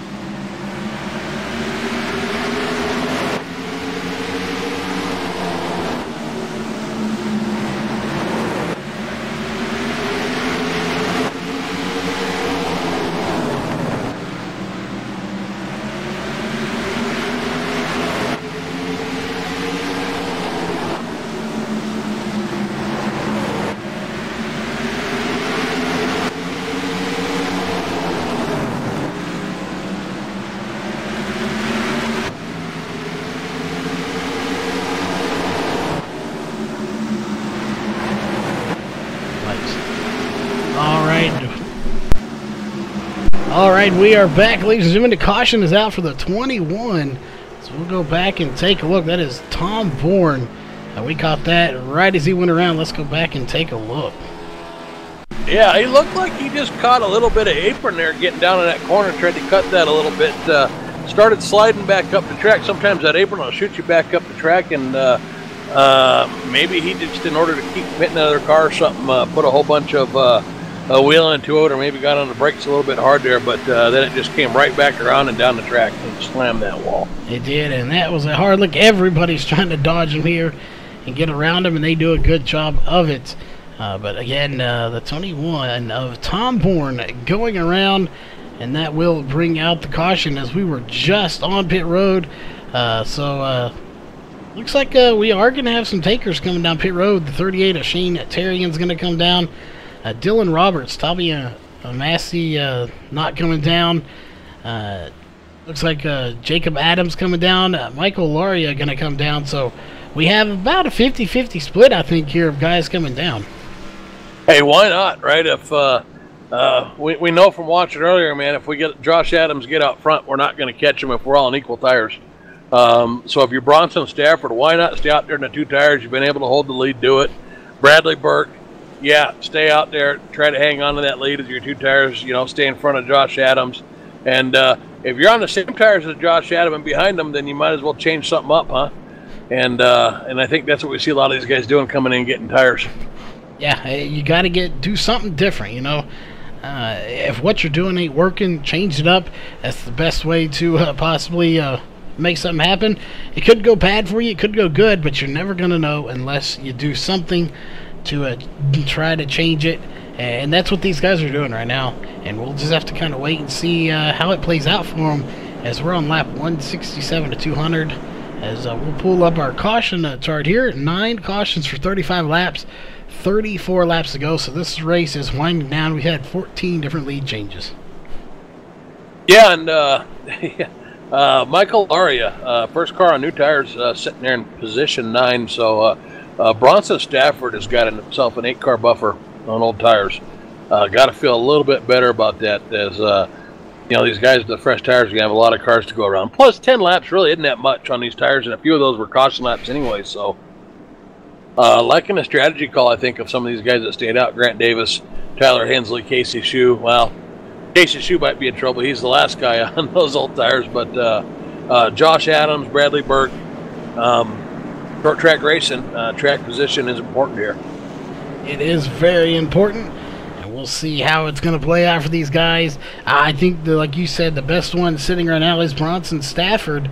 As he is out front and got a nice little cushion between him and those guys with fresh tires. However, with about 33 laps to go, I still think we are due to see one more caution at least, at minimum. It's going to be interesting to see. We've seen this kind of cycle in. If we get another caution, these guys will come in, and then possibly the guys that would stay out if the next caution came out, if we got another one, would be Michael Laria, Jacob Adams. So this could be very interesting to see how it plays out if we get a caution, if we don't get a caution. Yeah, you're absolutely right. We're probably going to get a caution here as they go green again, and Bronson Stafford gets a nice jump on that one. But this probably isn't our last caution, and the next one, just as they say it, there goes the 51 around. And I don't think it's going to bring out a caution. It's not. They're 4 wide back here. Yeah, I don't know how they kept that going, and we didn't see a caution there. Wow. I mean, this is some truly great driving here. It is definitely great driving for everyone to not bring out a caution. It was just amazing driving for these guys. And we'll see Jacob Adams is the one on the move right now in that number 48 machine. He's already got by Casey Shue, who was the last one there that didn't take tires on that last stop. So he is working his way past him, and it looks like Michael Laria is going to get by as well. So, you know, those guys that stayed out there and were able to hang out front, makes you wonder if they just weren't pushing it too hard, as they're getting by fairly quickly this time. They may be pushing these cars a little bit harder in these closing laps. Well, I'm not sure how much that second place car spinning may have actually kind of jumbled up that field. I wasn't able to follow him back through, but I would suspect that he knocked enough guys off their line that probably helped a few of these guys get through there, maybe get the upper lane when they wouldn't have normally gotten it or something. Not sure that didn't play into it a little bit. Yeah, it very well could have. Looking to the front, though, Bronson Stafford still has the lead. Here comes the 88 of Joshua Adams, who, again, has been very fast, led 89 laps. He's all over the back bumper of the 61, and I think he may try to make a pass here, couldn't complete it. If he can get back to the front, he may be able to pull away here.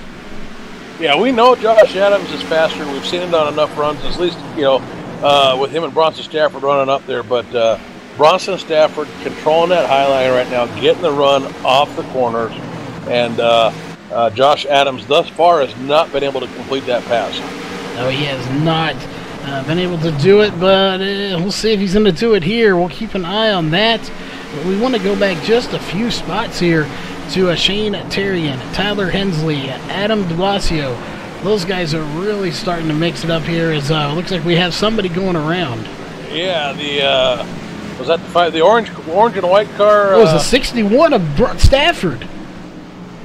Is that what it was? It was indeed. Caution is finally out as Bronson Stafford goes around on those old tires here. 33 laps. We got to go back and take a look and see if he had help or if he just spun it around. Oh, I think maybe he had a little bit of help there. He got a nice little shot in the rear from Josh Adams there, and just couldn't hang on to it, and spun around and hit the wall, and I think he collected another car or two on his way there too. Let's go back and get a better look at this. I saw it there as you said it. We'll see. It should be any second here. You can see that shot to the back bumper as he did have quite a bit of help. Right there, he gets the a little run on him, it looked like, and he got the 48, and Michael Laria got a little piece of it as well in the 44. But that is definitely going to do a lot of damage to the 61. Hopefully that does not end his night completely, but it looks like he's getting tired, so I think he's going to be able to come back out. Yeah, assuming that, sometimes the way they model this damage, when you get that front end damage like that, you got to worry about overheating and blowing your engine, even though it looks like he's got plenty of air getting to it with no hood and fenders there, or at least no grill. But, yeah, it looks like he's able to get back out there. So Josh Adams inherits the lead on that. Casey Shue out there on old tires in the second place. They both got 25 laps on their tires. Michael Laria is sitting there with 16 laps on his, 10 laps fresher in third place, and a little bit of front end damage. Yeah, and I wondered if Joshua Adams would come down with those older tires. He did not. He opted to stay out, and that's not necessarily a bad call, but what it does make is that his padding between him and Shane Terrian just got a little bit smaller here. But, we have 19 laps to go, 18 when they cross the line, and we'll see if the lights do go out on the pace car, as they do not. So it's going to be about a 16-lap race when we go green. I have a feeling if we get cautions after this point, I'm wondering if anybody will come down. Well, I think Josh Adams, we've seen him two runs in a row not be able to get by Bronson Stafford on the old tires. So I think Josh Adams he's up front. He's got 28 laps on those tires. He's not going to try to pass some of the old tires here with 16, 17 laps to go or less if we get another caution. So I'm pretty sure Josh Adams is he's going to run what he's got out there. If you're Casey Shue, Michael Laria, Grant Davis, you're probably in the same boat out there on your old tires. But if Josh Adams is running away from you, it may change your mind a little bit come the next caution if there is one. Depends on how soon that comes out, and but I tend to agree with you. I don't think we're going to have any more takers. Maybe some guys at the back of the field if we get another caution. Yeah, we'll have to wait and see. Again, if I can keep my voice together here, 16 laps remain in the race of 200. This race has gone by fairly quickly. Yeah, especially for me. I think I missed the first 15 minutes of it, so yeah, we're on lap 184 right now, so, we got about 15 laps here.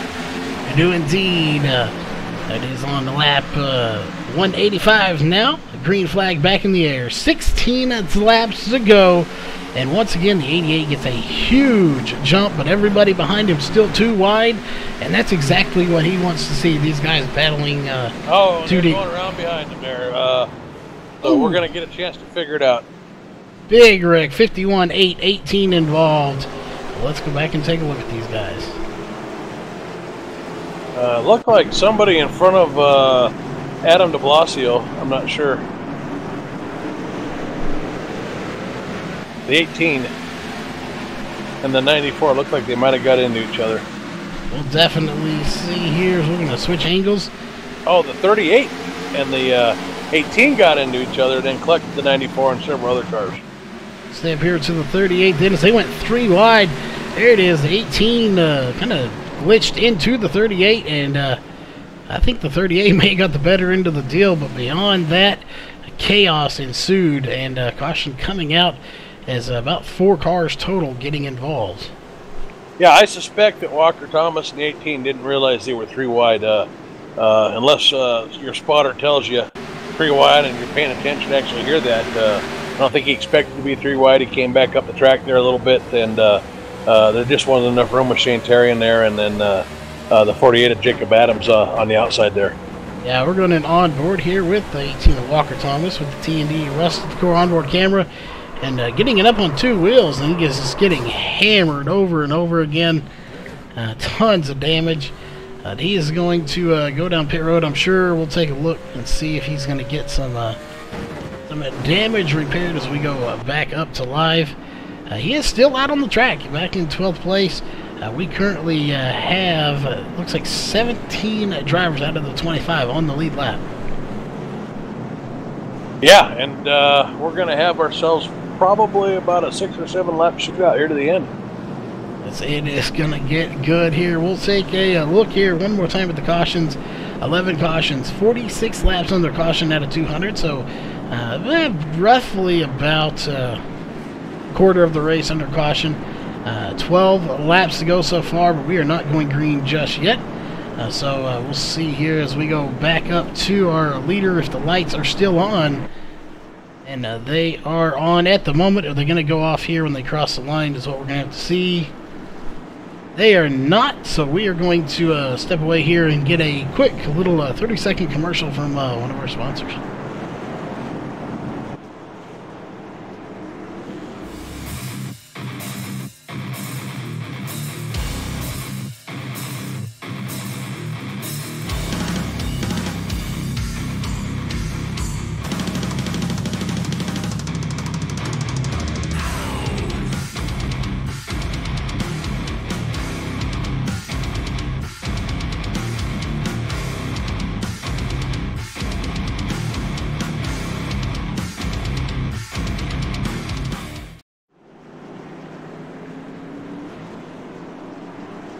Alright, we are back, ladies and gentlemen, and this time the lights are off as they just crossed the line. We are 1 lap away from getting the green flag, and it looks like it is going to be a 9-lap shootout when the green flag comes back out. Yeah, and that's if we can make it 9 laps here, because if we thought they've been aggressive the last few restarts, there's no reason to think they'll be any less aggressive this time. You got to get your spots early right now. You know, it's either that or, you know, just try to hold where you're at. But if you're trying to get up front, now's the time to do it. Yeah, this is definitely the time to do it, and they're not going to get any nicer out there. It's just going to get more and more aggressive. Like you said, the 88 gets a huge jump, though. Good job for him. Going to be 8 to go at the line, 9 laps currently to go. Behind him, though, is where all the action is at right now, is the 88 of Josh Adams has a huge, well, shrinking, but it was a good lead over the rest of them. There's the caution. Yeah, 94 and 38 got into each other a couple times. That did not bring the caution out. It was behind them, and the 38 actually, I think, just punted the 94. I don't know if it was intentional. I doubt it, but they definitely made contact there a few times. Oh, let's go back and take a look.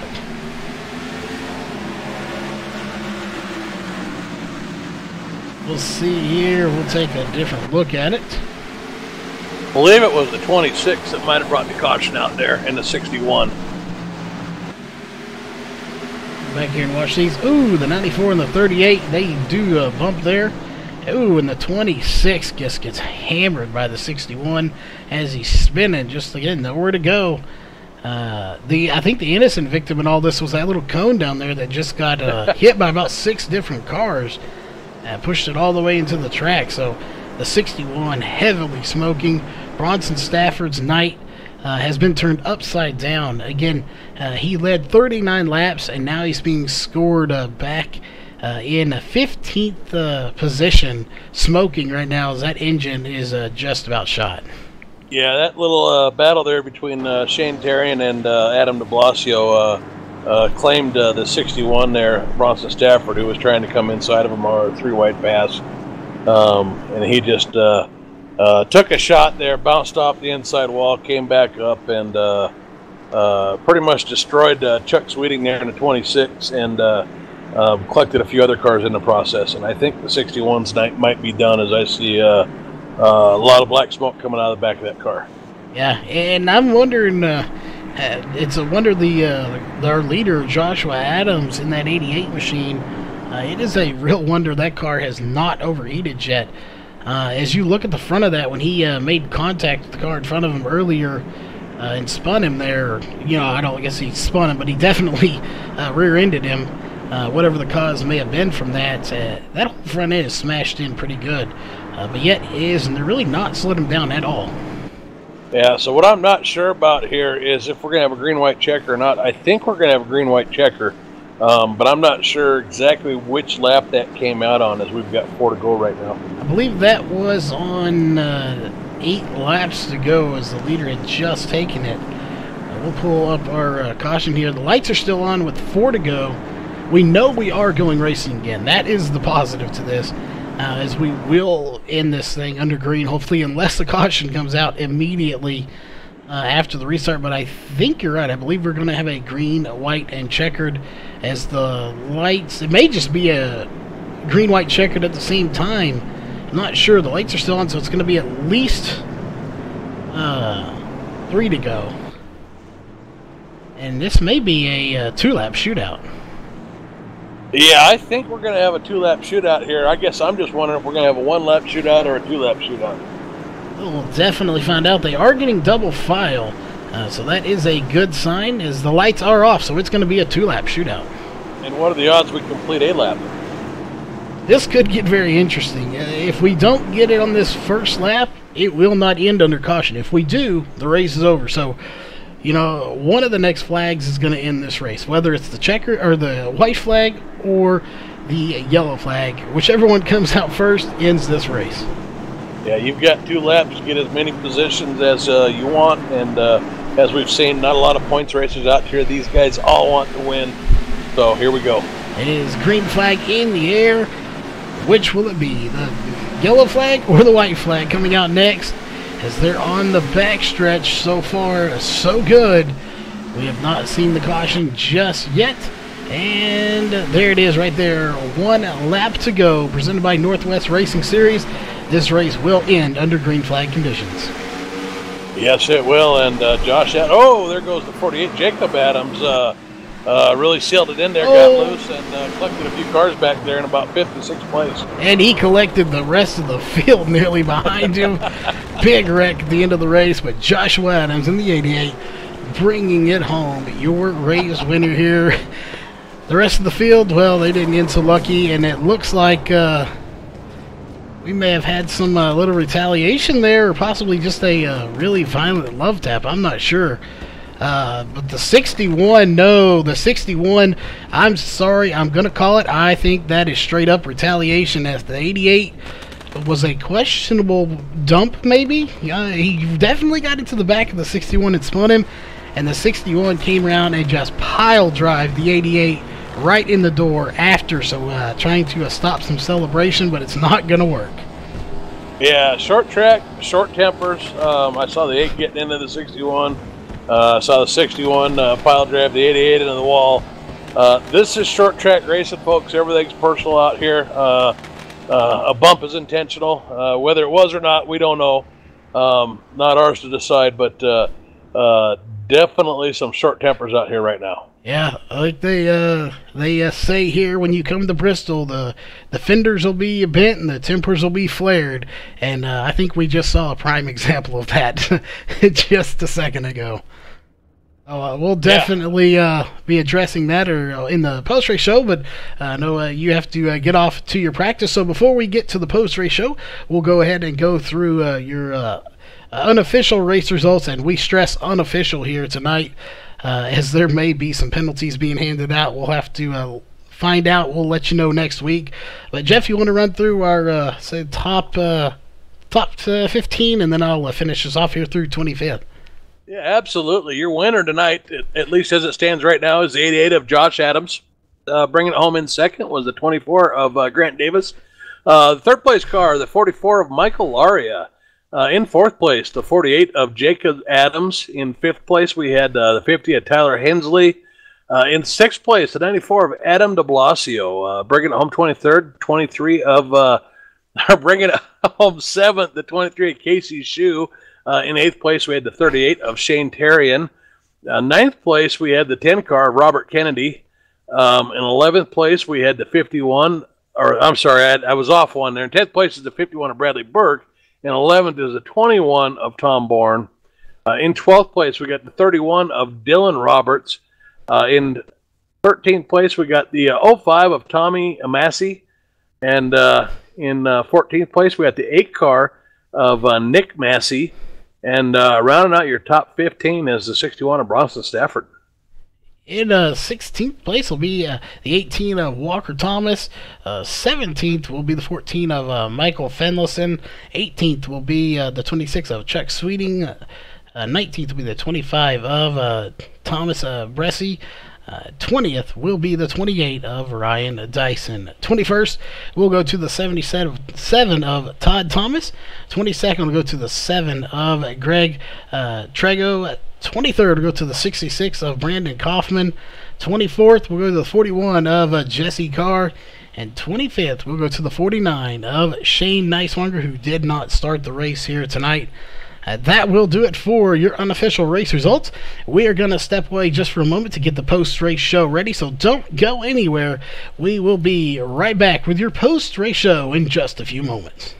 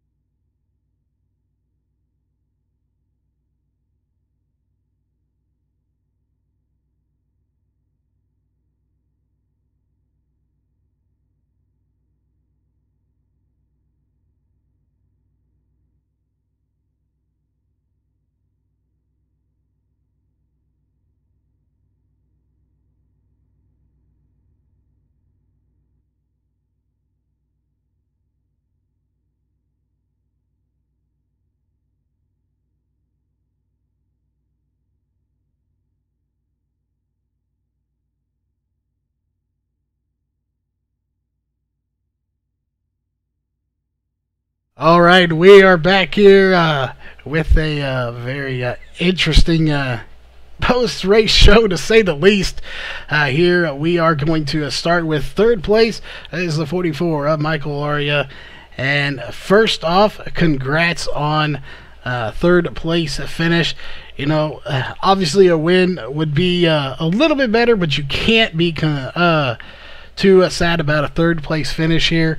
You did lead 8 laps, so you were up front for a little bit, but overall, what was your night like here, leading some laps and finishing third here at such a tiny little track at Bristol Motor Speedway? Yeah, there was a lot of unknowns going into this night, and I'm happy definitely with the speed that I had, and just being able to hang up front and make my way up to the front. With the way strategy was playing out, I really felt that I was one of the best cars able to run that middle bottom line, and it was really paying off for me. I was able to make passes when things started to get checked up on the top there. So I wish I was able to stay up front, though. Having that track position definitely pays off at this place. One of the pit stops there, when I did have the lead, the pace car was glitching a little bit, and that just messed everything up for me. So I ended up cycling around to the tail end of the pack, and I had to make my way up to the front again. So that kind of cost me. Well, we definitely had wondered what happened there, getting reports in, missed pit stall or what this, but the pace car, doing its thing, trying to confuse people. It's not the first time it's done some questionable stuff. We may have to check that driver to make sure he's that he's all there. As he has done some crazy things in the past, enough that they actually have replaced him, I believe, a few times.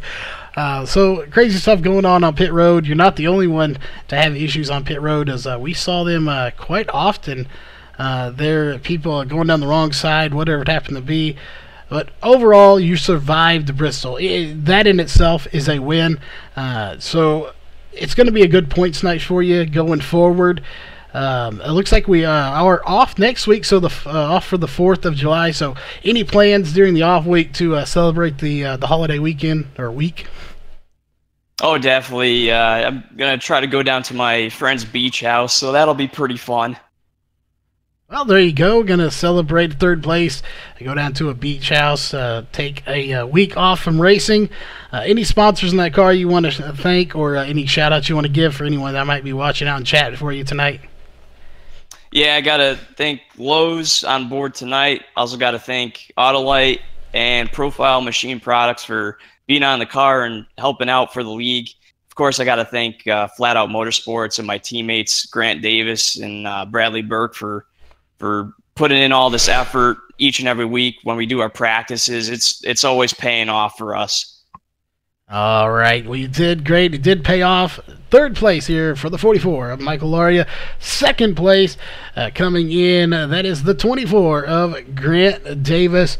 And looking here, there we go. You did lead 4 laps here, finished in second. So the $1 million question is, had you had a few more laps, you think you could have run down Josh Adams? Tough to say, honestly. It was such an up and down night. That was really the first time I was up front on, it wasn't new tires. It was newer than when I had the first time. First time I was on tires that were like 30 laps old when I got up to the front, and it was awful. I think I benefited, though, having that little shootout at the end. The guys on newer tires, they were coming, and I needed to restart as the leader if I was going to really benefit from that. So I hate all the carnage happened, but it actually worked out in my favor, having that green-white checkered right there. Well, it definitely did work out here great for you. Again, same thing, second place, always a good points battle for you here. Gonna definitely tack on, especially having that our points leader, Michael Fendelson, finished back in 17th. He was 4 laps down, so he should gain a big chunk on the points leader. So that is going to be a great thing for everyone that did finish above him, of course. But again, just an outstanding battle. When you came into this race, did you have any hopes? Obviously, you want hope, but any thoughts that you might finish this high, or were you just coming here to survive? I felt like I'd be good based on what I had practiced. I was like, man, I'm going to have a really good night. And then I had a ton of computer problems, wheel problems as soon as I loaded into the race. Like I loaded in, I had 3 cockpit screens, like I have triple monitors, and everything just messed up, and it was very random. So I really didn't even practice in the session. I was scrambling, trying to fix everything on my wheel, fix my monitors. And then when I got into the race, it just drove a lot different from what I tested. Even once the rubber had laid down to the track, it still just didn't handle the same. So I was trying to adapt the whole race, but I was like, it was just going to be such a situational race anyways with how things were going. And, the outside was so dominant. I was like, if I can just keep my car clean, which I did, I have a shot. And I just did my best to try to get on the right strategy. And luckily that worked out for me. I don't know. I'm just glad to get a good finish. Like this, I would say tonight's the first night. Once the race got going, I didn't feel like a top 5 car. And for the past month, really pretty much any race we've went to this season, I felt like a top 5 car and got wrecked, got caught up in somebody else's mess. And tonight I was able to avoid all that. So I'm just thrilled. Like second place feels like a win, and actually having a car that wasn't torn to shred by somebody else feels like a win also. Well, definitely, if you come in here not knowing how it's going to go, not necessarily your best track, favorite track, and getting away with a second place, it can definitely be a win, even though you didn't get first, but congrats on that. Any sponsors in that car you want to thank, and anyone in chat you want to give a shout out to?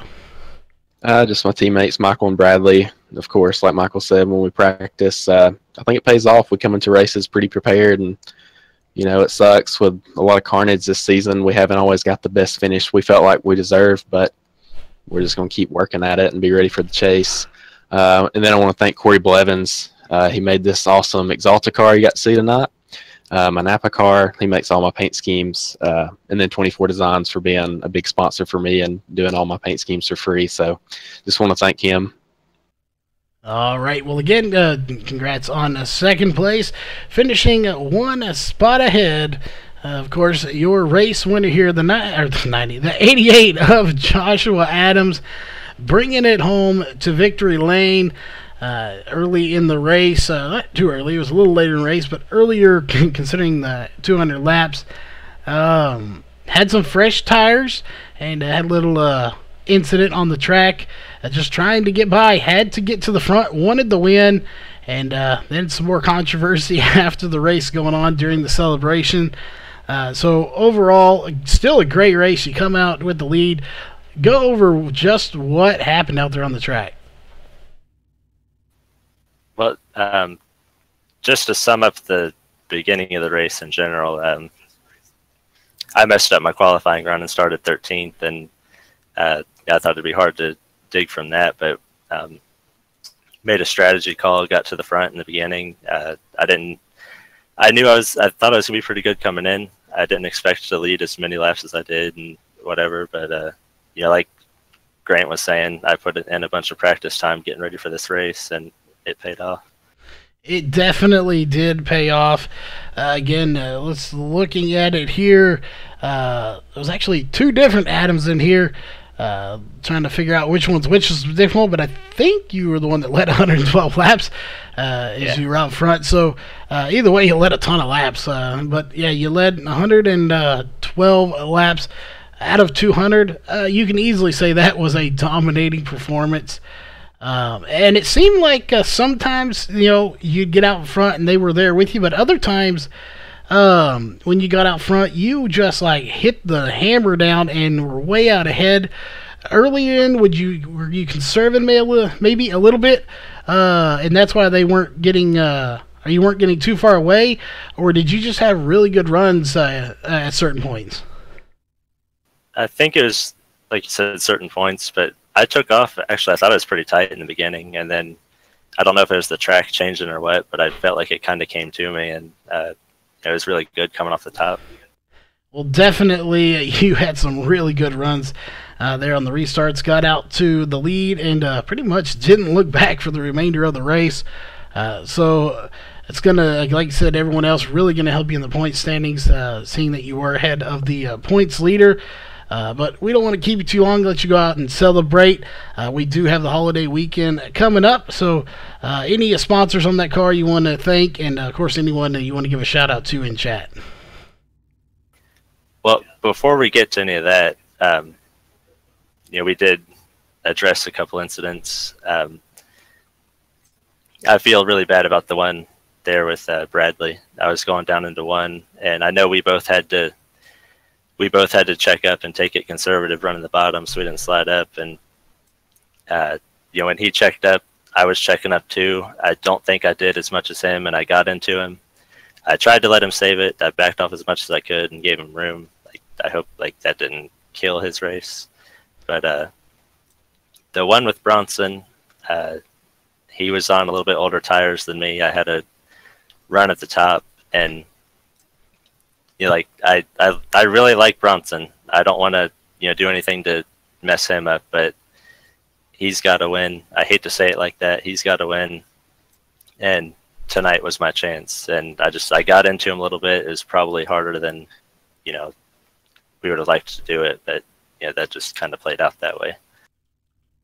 Well, sometimes it does turn out that way. Just it makes it even seem, I guess, worse, even when it's not, because it's Bristol, and we all know, fenders are going to get bent here, and tempers are going to get flared. That's just the nature of the beast at this track.